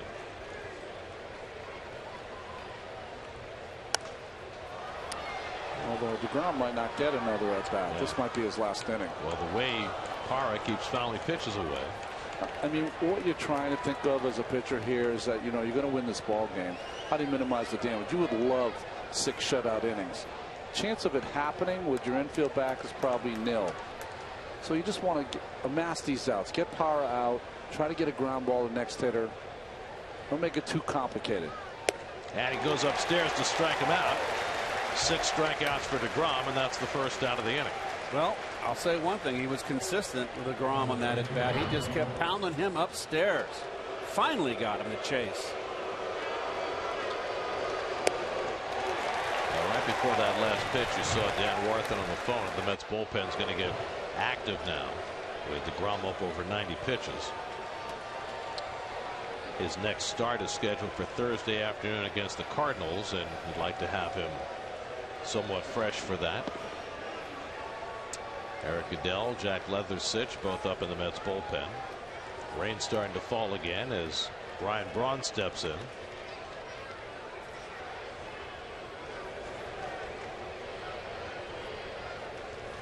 And Braun drives one to right field, right at Granderson. Tagging at third is Sardinus, and he'll come in with the first Milwaukee run of the night. So it's a sacrifice fly for Braun, and it's now 11-1 New York. You know, Steve Gelbs gave us some great information that in between starts, DeGrom and Worthen worked on sneakers to try to limit his stride, limit him from overthrowing. Certainly has worked so far in this game. And overhead, look at his stride. A little shorter than it was before. He probably had another 6 to 8 inches before, which means that he's getting that arm in front and he's not overthrowing. That's been the key to me watching him tonight. He is not overthrowing the baseball. Now it's 11-1. That helps. But it wasn't 11-1 early, and he was throwing exactly the same way. Adam Lind is 0 for 2 tonight, struck out and grounded out. Mets 11 runs, 13 hits. The Brewers 1 run and 5 hits. 2 out, Gomez at first, and Lind takes outside 2-0.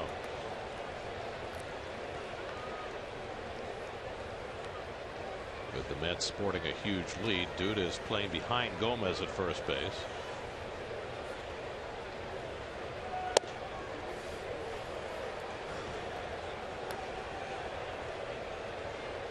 Don't want to walk him. Just want to come back here, put the ball in play.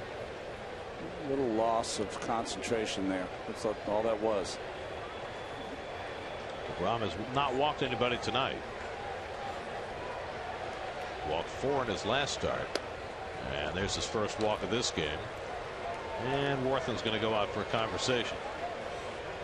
So at 96 pitches, DeGrom gets a visit. He'll face Ramos Ramirez with 2 men on. You were mentioning before, Keith, Ramirez has had some good swings at DeGrom so far in his first 2 at-bats.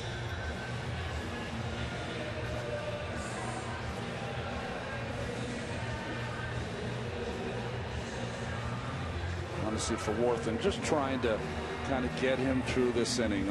I mean, you want a positive outing for this youngster. He's basically telling him this is your last, you know, you can get the 3rd out and you're out of here.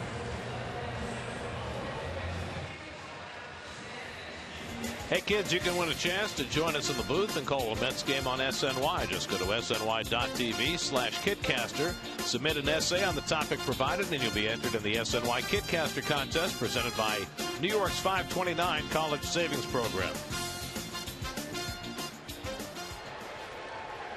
Here's Ramos Ramirez, single to center, fly to left, 1 for 2.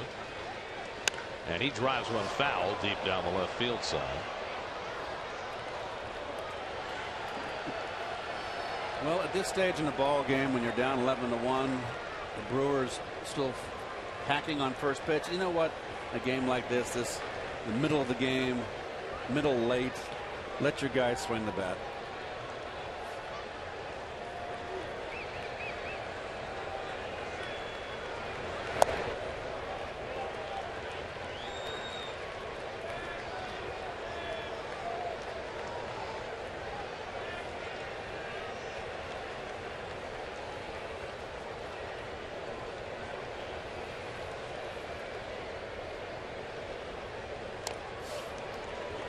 Two to Ramirez.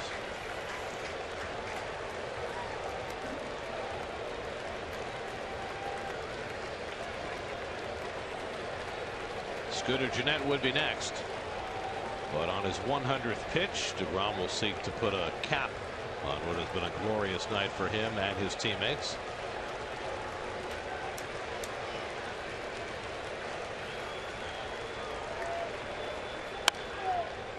Murphy right in front of it. DeGrom, 6 terrific innings, 100 pitches, and a job well done. Mets lead at 11-1 at Citi Field.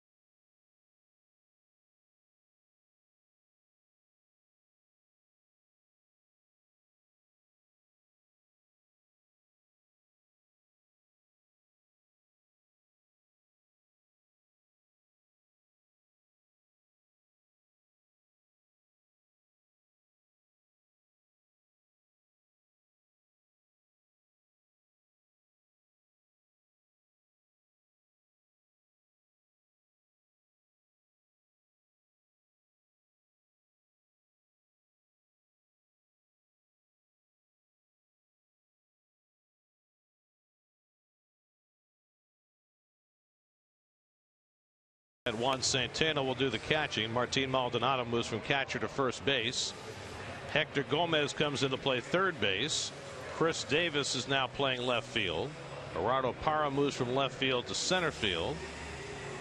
And Elian Herrera is now playing right field. The new pitcher is the veteran left-hander Neil Kotz. This is like March and May. Neil Kotz, who had a career high 73 appearances for the Texas Rangers last year, signed with the Brewers on January 30th. 9 losses in relief last year for the Strangers. The Strangers. That's what we used to love call it. Well, last year they really were the Strangers. Right. Well, Jacob DeGrom in all probability done. Maybe he gets a turn at bat this inning. I mean, after all, no Met pitcher's ever had 4 hits in a game. So if his turn comes up, wouldn't you let him bat? If you're aware of it. Except you have guys on the bench who need some at bats. You know what I mean? So Mayberry, left-hander out there. Yeah, good point, Ron. Well, tonight's starter talking with tomorrow's starter as Goddard bangs one off his foot. And I think the other thing is that you couldn't live with yourself if something freaky happened and lefty, you know, I don't even want to throw it out there in the universe, but you know what I'm talking about. Like that. Goddard had 2 hits in the Mets' 10-run 4th inning. So did DeGrom. Goddard knocked Garza out of the game with a 2-run double. Matt Garza wound up going 3 1/3, giving up 10 runs and 10 hits. Brandon Kinsler an inning and 2/3, 1 run, 3 hits, and now Kotz picking it up here in the 6th. Daniel Murphy on deck, and then Eric Campbell. 35-year-old Neil Kotz. And Goddard badly fooled, and that's the first out of the inning.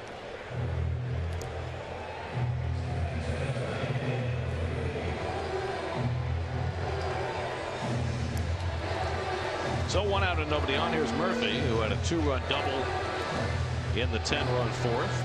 He's also walked and flied out. He's driven in 2. He scored 2. And the light rain continues to fall as Murphy takes a strike from Kotz.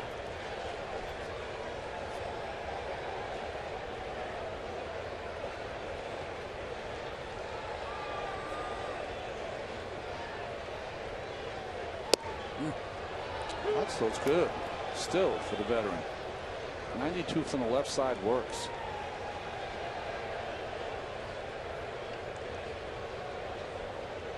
Eric Campbell, good luck charm on deck.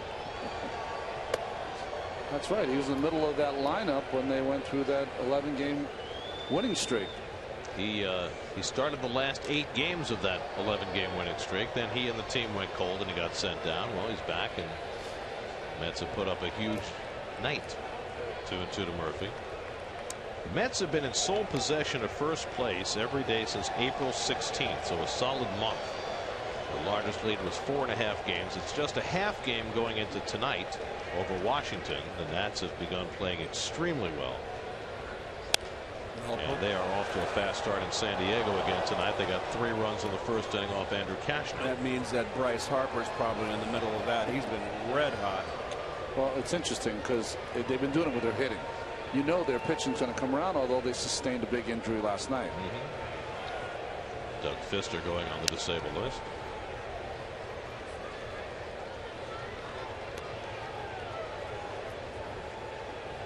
That puts Mr. Roark back in the rotation, who won 15 games last year. Now that's some depth. That's a nice cushion to have. Well, you know, the Mets and Nats both have that quality and depth in their rotation. Mets have been able to plug the hole that was forced by Dylan G's injury with Noah Syndergaard, who will go tomorrow. And while G is rehabbing his way back, made his first start on rehab tonight. With plenty more to come. Steven Matz pitched another great game last night.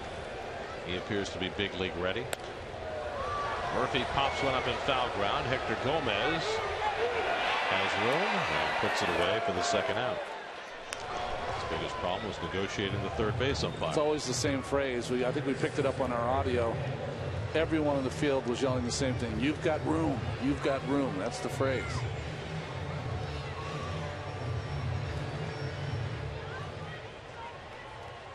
So 2 out now. Campbell, who drove in the 10th run of that 10-run inning with a base hit. He also has had a double. The umpire checking the board to see if it's all right. The lineup. Well, the Brewers changed most of their lineup that last inning. I'm not even sure where they're all batting. Have to figure that out. I'm waiting for the board to show. Well, it is showing, but I don't know if it's right. Oh, that's.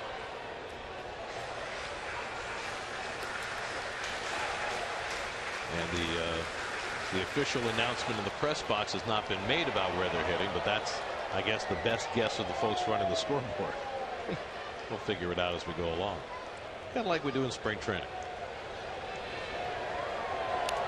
Campbell gets jammed. But think about it, for a guy like Craig Counsell, who's certainly been around enough dugouts, but certainly has never on his own made these kind of changes. Right. Probably getting some help from his bench coach, Jerry Nairn. Right, yeah. But Counsell, before the last 11 games, had never coached or managed at any professional level. I mean, he's had so much success now, but you don't have to go that far back. Remember Don Mattingly, who was going out to take a pitcher out and stepped over the line and then tried to go back, and they said, you went over, you have to take him out. It's counted as his second visit because he left the mound and came back. Campbell breaks his bat behind the bag. Gomez with that strong arm throws him out, and it's a 1-2-3 inning for Neil Kotz. We've played 6 now at Citi Field. Mets with an 11-1 lead.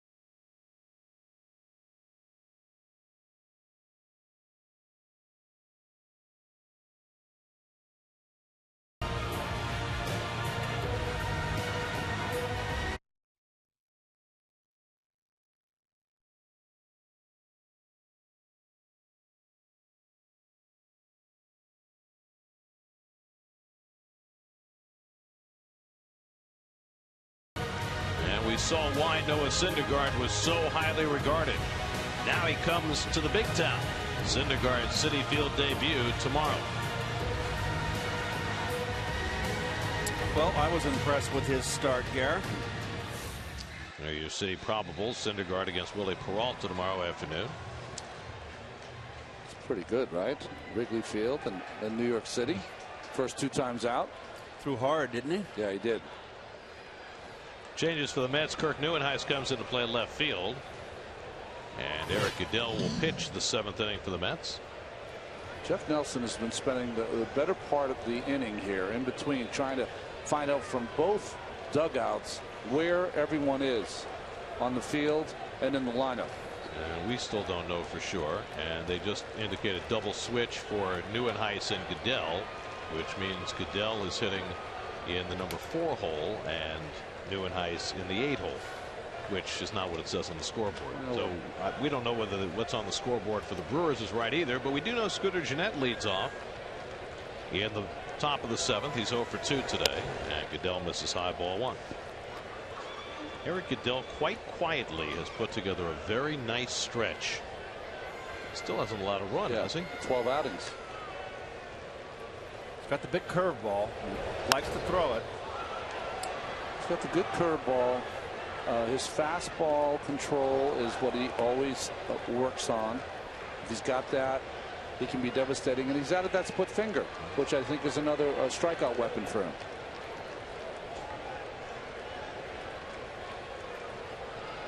DeGrom went 6 innings, allowed 1 run, 5 hits, walked 1, struck out 6. 100 pitches for Jacob, who also went 3 for 3 at the plate.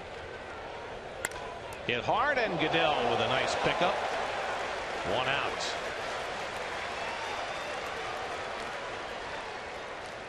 Nothing worse for a hitter than hitting a bullet and it just finds the pitcher's glove. I mean, he's not in a position to field this. He just kind of sticks his glove and goes right in there. Oh, then he flips it into his hand. The only thing he could do worse than that is take your time and make the guy run all the way to first. It's like I used to say under my breath, follow through, would you? Here's Martin Maldonado, who's been up twice and grounded out both times. Started the game behind the plate, now playing first base. The new catcher, Juan Centeno, is now on deck. So we know he's hitting in the 8th hole. We're learning more every moment. Okay.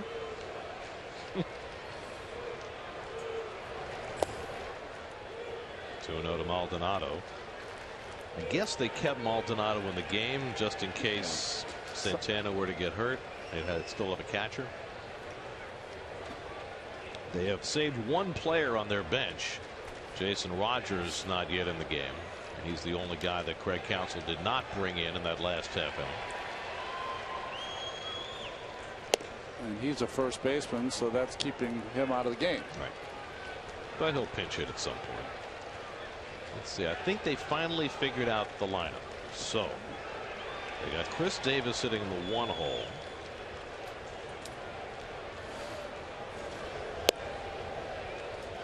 Are you sure? Yeah. Okay. No. Elian Herrera is hitting in the 4 hole. He came into play right. The pitcher is hitting 5th. There you go. I think that's all right now. 3-2 now to Maldonado. Centeno's hitting 8th. Are we missing anybody? Who's hitting 3rd? That's Hector Gomez. Thank you, Keith. Outstanding investigative work by you, Keith. Very Columbo-like. What I don't understand is tap slowly for Flores. Just need the crumpled raincoat. 2 out. Well, one more thing. So 2 out and nobody on. Now the former Met Juan Centeno, who will always be a footnote in Mets history and in baseball history, because he was the first man to throw out Billy Hamilton. Oh, that's right. In Cincinnati a couple of years ago. 0 for 9 since joining the Brewers. With the injury to Jonathan Lucroy. Lucroy broke his toe, and the injury is such it's along the length of his big toe. So think about that, from the top of the big toe all the way back. And so it's taken him a long time to be ready. They're letting him catch bullpen sessions now, but he still hasn't been able to run. Well, he's going to have to do what you did, Keith, if he's going to try to come back. Those are his great numbers from last year when he was an MVP candidate for 3/4 of the year. Remember, you had to put a little cushion in your shoe to try to take some of the pressure off a problem you had. Yes, on the ball of my foot. Yeah. Goodell takes care of Centeno on 3 pitches. And that gets us to the 7th inning stretch on a fun Saturday night at Citi Field.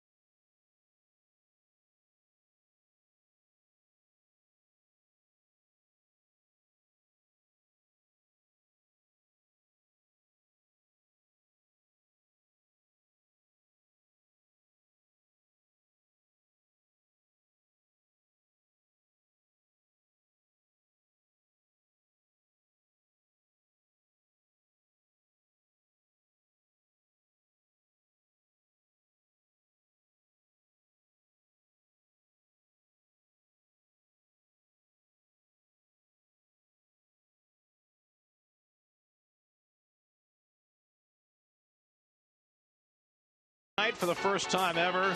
Bark in the park night. Jacob DeGrom, thundersticks. And then, after DeGrom got off to a fast start, a whole lot of hitting. Wilmer Flores with the big blow, a grand slam. Even the Bulldogs like that one. A 10-run inning, just the fourth 10 or more run inning in Mets history. And it has fueled a laugher tonight at Citi Field. The Mets trying to snap a 5-game losing streak. They have an 11-1 lead going to the bottom of the 7th. Neil Kotz begins his second inning of relief. Kevin Plawecki first man up. Plawecki is 0 for 2, but he hit the ground ball in the 4th inning that brought in the first of the 10 runs. Mets have runners at first and third. Or second and third, and Plawecki hit a ground ball that Sardinas threw home. Too late to get Kadire. As Plawecki drives one to deep left field, back goes Davis looking up, and it's out of here. Kevin Plawecki with his second major league home run.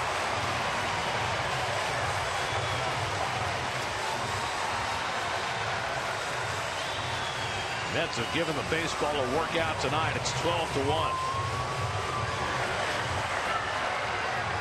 Well, Plawecki impressed in spring training. He's got power. He likes that fastball. Been struggling a little bit with the breaking pitch, but he keeps chugging along, gets his opportunities to play, and he displays a very power potential. I like his swing. He's got a nice compact swing. No hardly any take back, no wasted motion, and very strong. Nothing wrong with that. That's second home run of the night. Kirk Neuenhuis up for the first time, came in on a double switch the last inning. Hitting in the 8th hole where Jacob DeGrom went 3 for 3 tonight. Became the first Met pitcher with 3 hits in a game since Chris Young 4 years ago.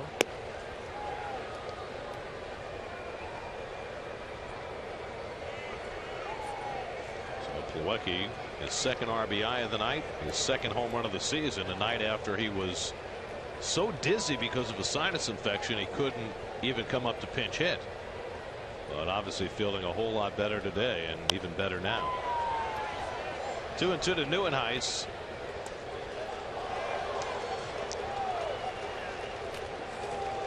What was that song, Garrett? What a difference a day makes.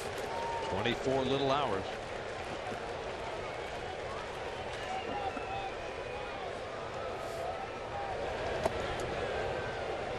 Count to Kirk, who really needs something good to happen. It's just been a miserable time for him. And Terry's doing all he can do to get him at bats too. He hasn't been rotting on the bench. Gave him some starts on the road trip. And he goes down swinging against the left-hander for the first out. Second strikeout for Kotz. Well, Wilmer Flores had the big blow in that 10-run inning. Well, timeless moment brought to you by Coors Banquet. He likes that ball, bell tied down, middle in. Big granny. Second career grand slam, 6th home run of the year. It's not very kind.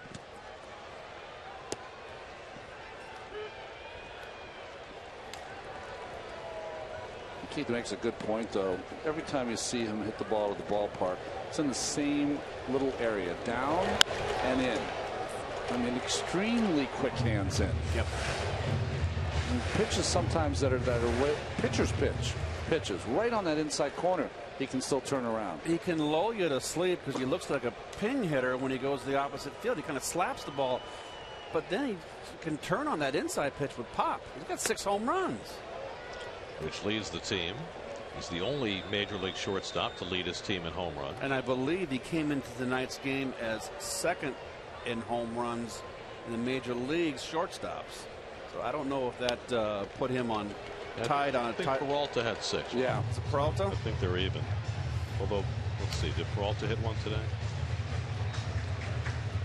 Yes, Peralta hit his 6th today. Okay, so there, someone's got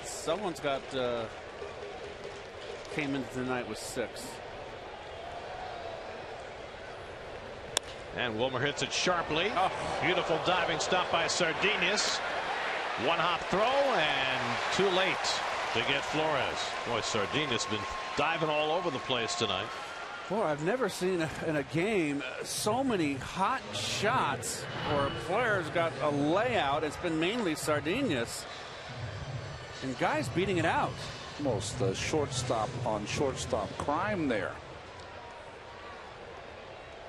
Big last step by Wilmer. Maldonado, not all that experienced at first, made a nice pick there. Yeah, Granderson has 2 infield hits on almost identical plays, and now Flores has one. Granderson 2 for 4 on the night. That's now with 15 hits in the game. They've already posted a season high for runs tonight. They had not scored more than 8 runs in a game this season before tonight. And they now have a season high in hits as well. They had 14 in Philadelphia on Sunday.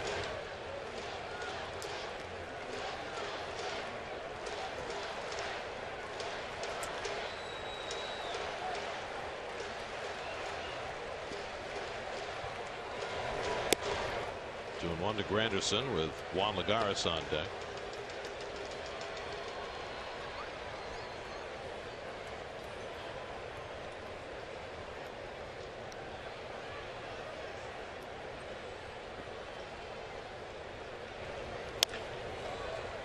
Just foul.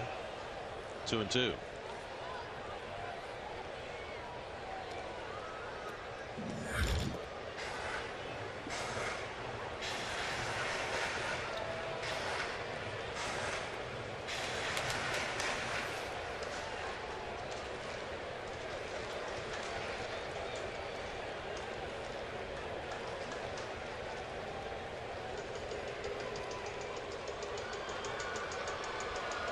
Rain continuing to fall, him a little more of a nuisance. And Kotz misses up and in 3-2.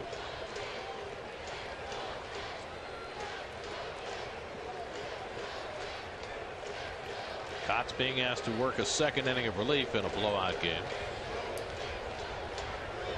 And Granderson launches one deep down the right field line, looking up near the wall. It's out of here. Off the Pepsi porch, a 2-run homer for Curtis Granderson. His 4th home run of the year. And the Mets keep on pouring it on. It's 14-1.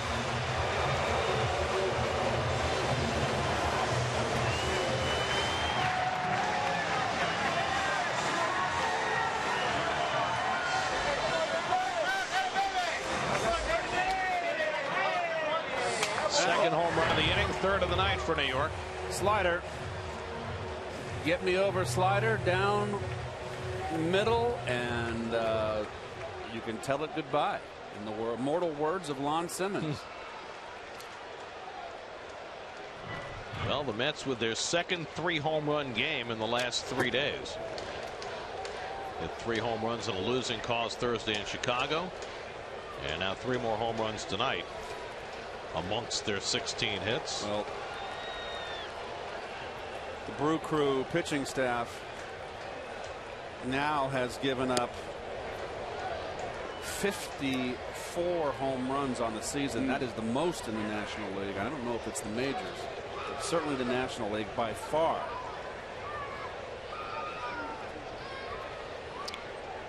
Those 2 guys both going deep in this inning. 1-2 to Lagares, who's 1 for 4 on the night. Milwaukee's 2nd home run, Granderson's 4th. Mets have now hit 29 home runs in 37 games.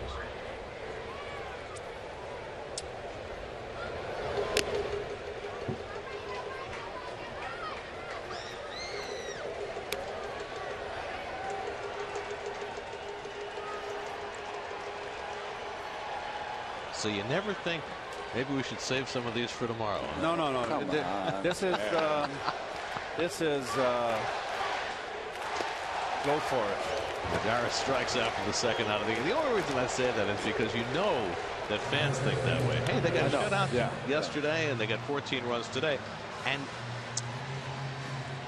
you know, there are certain schools of thought in baseball that run differential is the be all end all, right? That if you outscore the other team by, say, 13 runs, that indicates you're supposed to win other games too. Well, but which is something I've never really understood.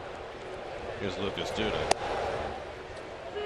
I just think that you've had so many guys that have taken offers or have had lean days in the last, in May, let's just say all of May, that you want to build on every at bat, get yourself to a point where when you leave the field today and the game starts tomorrow quickly in the afternoon, you keep that same feeling tomorrow. Well, every starter tonight has had a hit, scored a run, so there's been good feelings all the way around. Well, this was a team last night, if you looked at them in the last 3 innings, they had their dauber down. I mean, they lost 4 straight in Chicago, come home and get blown out early, and now it's like a complete 360. Into shallow left, and Chris Davis angling on it to get it.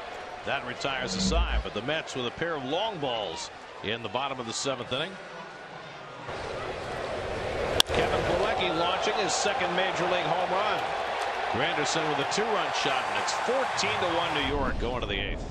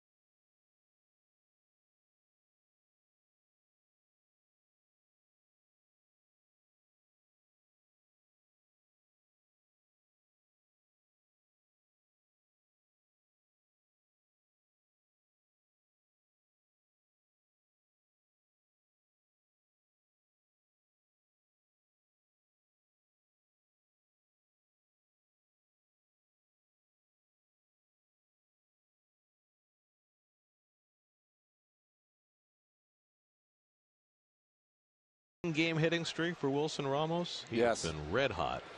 Well, there you see the carnage here with the Mets up 14-1 as we head to the 8th inning. Luis Sardinas has had a very active 22nd birthday. He's gone 2 for 2. We had a number of diving stops in the field. Had a wide throw at the plate that opened the door for the Mets' 10-run inning. Quite an active day indeed. And Eric Adell throws a fastball by him, and it's 0-2. By the way, the 14 runs the Mets have scored tonight, the most they have ever scored, equals the most they've ever scored at Citi Field. They had a 14-6 win over the Tigers here in 2010. And that one almost staggers Kevin Plawecki. Gives us an opportunity to look at our Verizon trivia question. 12 players have hit 3 home runs in a game against the Mets. Which team had the most of those 12? Plawecki stunned by that last foul ball. He said he got him in the side of the face. Oh, right in the kisser. That's square on. The Mets have 2 other catchers, but Ray Ramirez must have been comforted that Plawecki was just fine. It's also a badge of honor for these tough guys that wear the equipment. You know, they just different ilk when you squat behind that plate.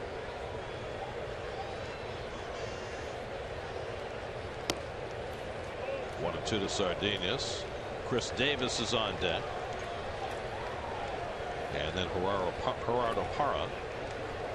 Jacob DeGrom went the first 6, allowed a run on 5 hits.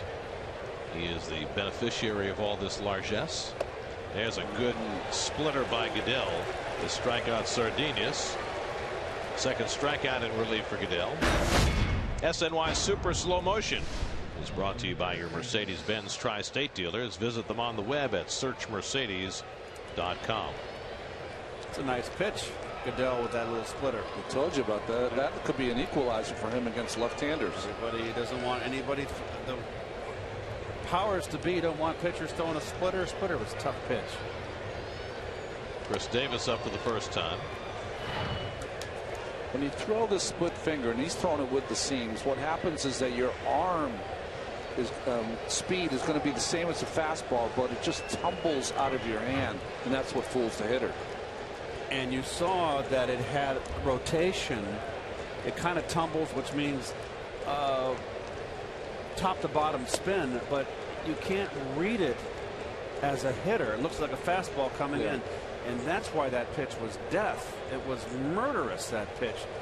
Guys like Mike Scott and the whole giant on Roger Craig, the whole giant staff.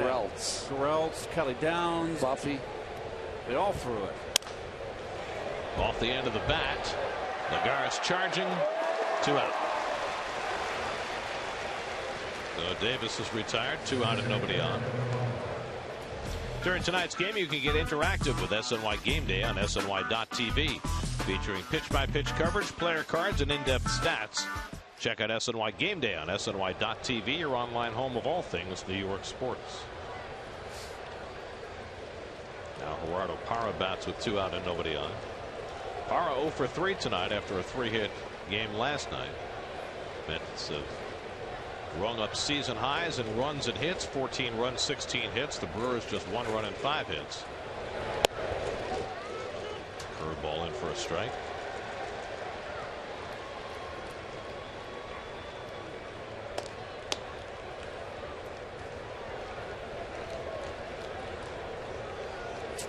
Parra started the game in left field, moved to center when Craig Counsell cleared his bench. Well, Eric Goodell has worked his way into consideration for some higher leverage situations. This is obviously not one of them, but they could be in the offing. Curveball for a strike, especially with the struggles that Carlos Torres has had. Well, the one thing I like about Eric so far is that he can throw all 3 pitches for a strike. That's strong work. San Mateo kid, my neck of the woods. Line to center, and that'll be in front of Lagares, who makes a nice short hop pickup. And it's a base hit for Parra, his first of the night. I know it's late and it's a big blowout, but this is no easy play. You can't get there. It's an in between hops, and he makes it look easy. He's got such good hands. Doesn't even have to look at it. Look what I found. Look, Mom, no hands. So Parra at first with the 6th Milwaukee hit of the night after Goodell had retired 5 straight. Now Hector Gomez up for the first time. Gomez started last night at shortstop and went 0 for 4.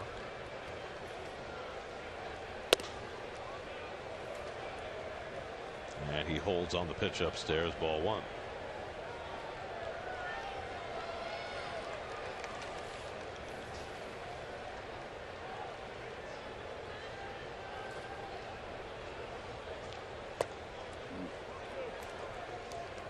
Why would you throw a 1-0 splitter there? I mean, that's a choice that you'd like to have back. I mean, this kid is not exactly, you know, he's trying to find his way in the game. Gomez, something down and away fastball, good enough. It seems last year when Goodell came up that he was not throwing strikes consistently with his fastball. Well, you know what he did is what every young kid comes up. As soon as they come up, they go, oh my, how am I going to get these guys out? instead of doing what they did in AAA to get people out. That happens. It's just one of those things. And he was a little hesitant to throw it in the strike zone. He looks like he's gotten better at that this year.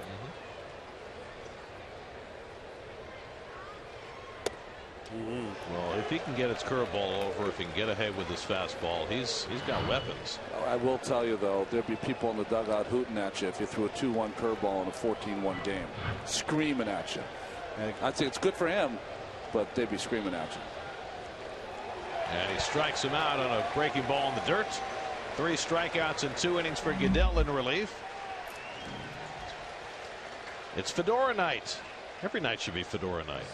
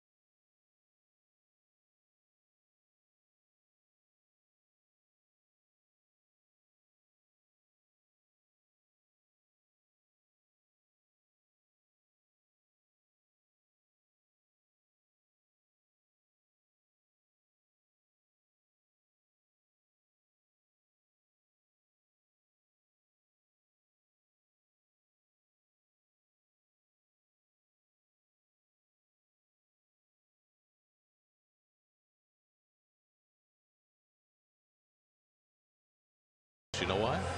Because the team with the best record in baseball is coming in, and it's Matt Harvey night. But you don't have to if you don't want to. Well, it's not an order, but I'm just suggesting to folks that they would like to. You'd never be a salesman, I'll tell you that. 6 o'clock Monday, right here on SNY. Rain falling, fans happy. Fedoras on heads, 14 runs in the bank. And the Mets will face hard-throwing Jeremy Jeffress in the bottom of the 8th. What a trade he was involved in 2010. He was acquired by Kansas City from Milwaukee, along with Lorenzo Cain, Alcides Escobar, Jake Odorizzi, in exchange for Zach Greinke. Basically gave the Royals their team. Yes.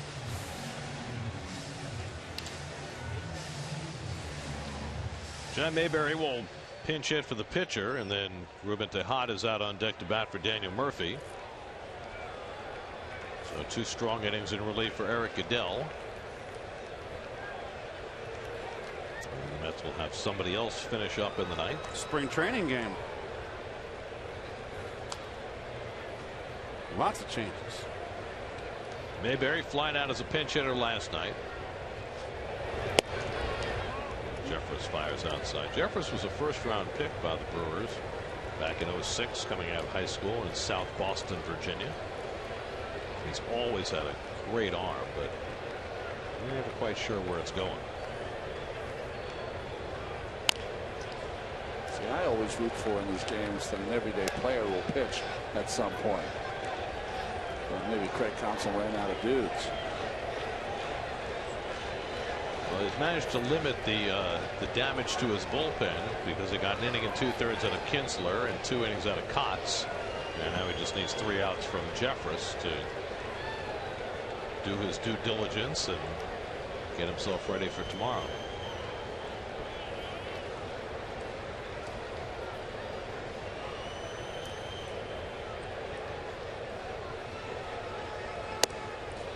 2 World Championships for Council? Was he with that Marlins team and then the Diamondbacks? He scored the game-winning run with the Marlins in 90. Was it 97? 97. Against the Indians on Renteria's game-winning hit in the 10th inning. And Mayberry goes around for strike 3. And then, of course, he was with Arizona when they won in 01. He didn't score the winning run in that game, did he? No, but he was in that winning rally. Yeah. There it is. Thanks, guys. He was the NLCS MVP in that 01 season with the Diamondbacks. He had a big series, I recall.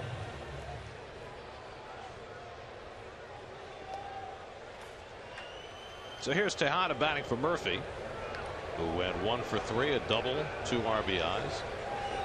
Tejada played last night at second base, went 0 for 3.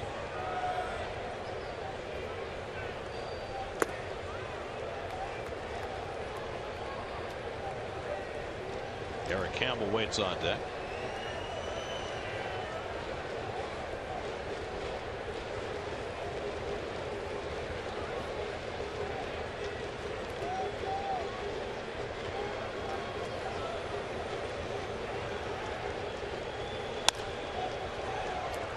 Hector Gomez picks it. And a wide throw, but Maldonado puts the tag on Tejada for the second out. Well, let's answer our Verizon trivia question. Of the 12 players who've hit 3 home runs in a game against the Mets, which team had the most of those 12? Phillies? Oh, Cubbies. Adolfo Phillips, Billy Williams, Dave Kingman, and Tuffy Rhodes, better known as Tuffy. Carl is his given name. That was on opening day in 1994. He had 3 home runs against Doc Gooden at Wrigley Field, and Doc won. I think that 9-4 was the final. It was 66 degrees that day. The wind was blowing out. Opening day at Wrigley Field, early April. And I was working radio at the time, 1994, and they took the windows out of the radio booth because it was such a beautiful day. Next day we show up for the second game of the season. 35, wind blowing in, wind chill of 8. Can we get the windows back? No, sorry, we put them away. I've never seen Bob Murphy more unhappy than he was that day. Just a miserable day for a game. When we were in Chicago, I had more people text me or email me, why don't you guys just close your windows while you do the game? And I said that I'd never done a game with the windows closed. You guys said last year in Minnesota. Heath and I did. Was it last year or the year before? 2 years ago. When we had that crazy trip to Minnesota and Colorado. Yes. Minnesota on that Friday night when John Neese pitched, when it was 35 degrees, we had the windows closed.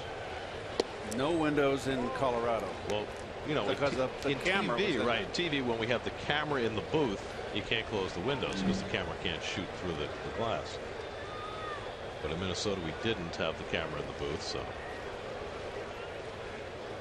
Well, we saw that trip coming a long time. We got the schedule. We remember you and I talking about it because Ronnie didn't have that series. I was like, thank you. He didn't have it. Campbell goes down swinging, and the inning is over.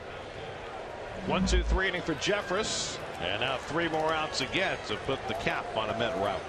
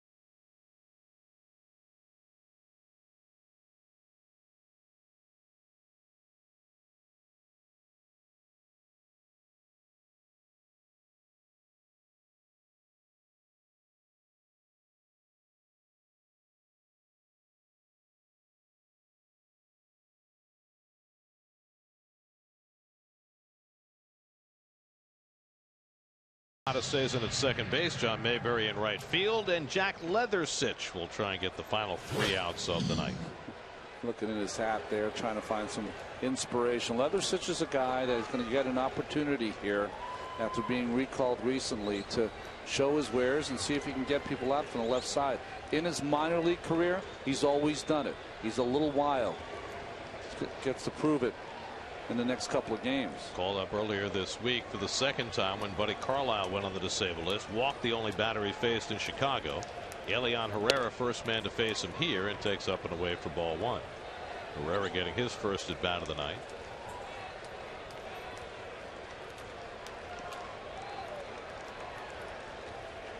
Jason Rogers out on deck to pinch hit, and Leathersich falls behind 2-0. Jack Leathersich from UMass Lowell. Not big, doesn't throw particularly hard, but obviously is very hard to pick up given all the swings and misses he gets. He's got to be sneaky fast because he has that nice easy over the top motion. Doesn't seem like he puts a lot into it, and it flies by the hitters.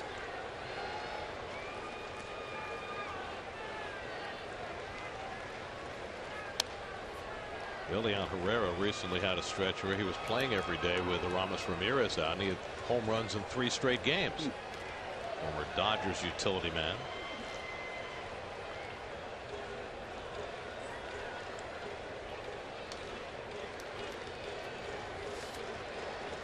Two coming. Struck him out. Jack Leathersich fans the first man in the 9th inning. Just easy over the top, not a big guy. And watch the movement on that pitch as it runs away from Herrera. 6 feet tall, maybe. Not a particularly long stride. Right on top of that baseball, that 4-seamer, letting it ride. Would say the only unusual thing about Leathersich, and we were talking about he's a smaller man, is he's got an incredibly large back, and I think that's where he gets most of his power. I mean, it's big enough to fit his name. So Mets have a few guys who require broad backs. Syndergaard, Neuenhuis, Leathersich. Seem to be making names longer than ever.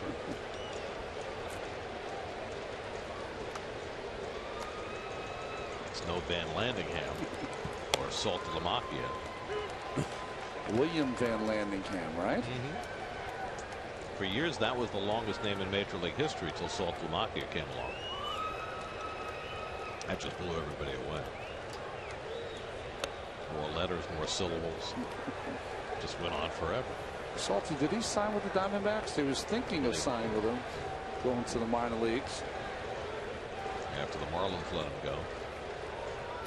2-1 to Jason Rogers, who pinch hit last night and grounded out, and he fouls one back. Rogers a big guy, 6'1", 255, all sorts of power.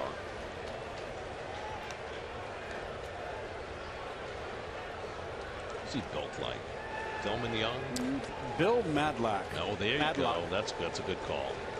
Bill Madlock a little bit. He could hit with Bill Madlock. You know what? Madlock had that same lower body. He had the big fanny, big strong legs, and he had the short arms.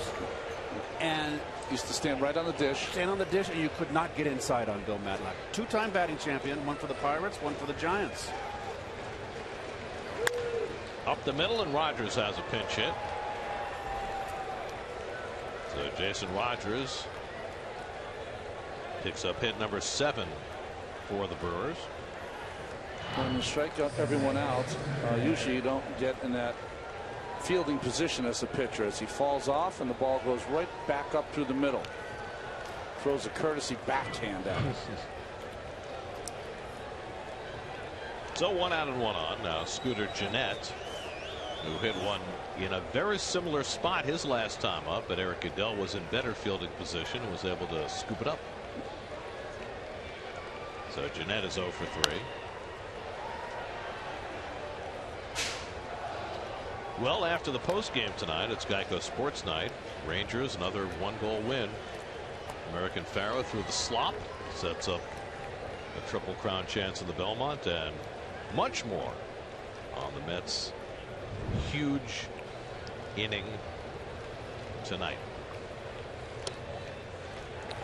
Rangers have played so many 2-1 games. Today was a 2-1 game, right? 2-1 win. Yep. Doesn't anybody get empty net goals anymore? Okay, since I started growing the mustache, we have 4 in a row. Oh.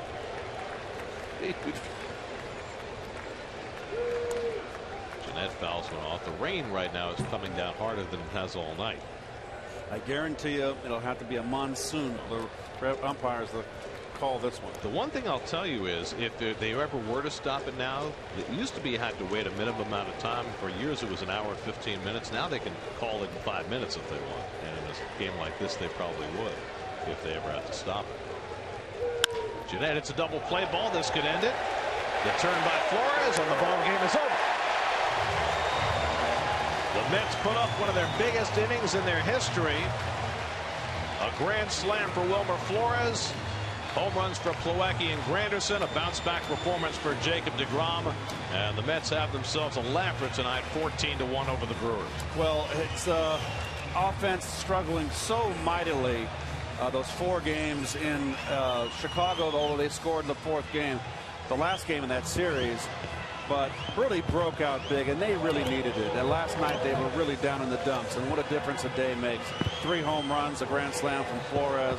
Nice to see Flores have a big day. Granderson had 3 hits and a home run, 2 RBI. So all in all, just when you get 16 hits and 14 runs, your offense did its job. I'm so happy that you have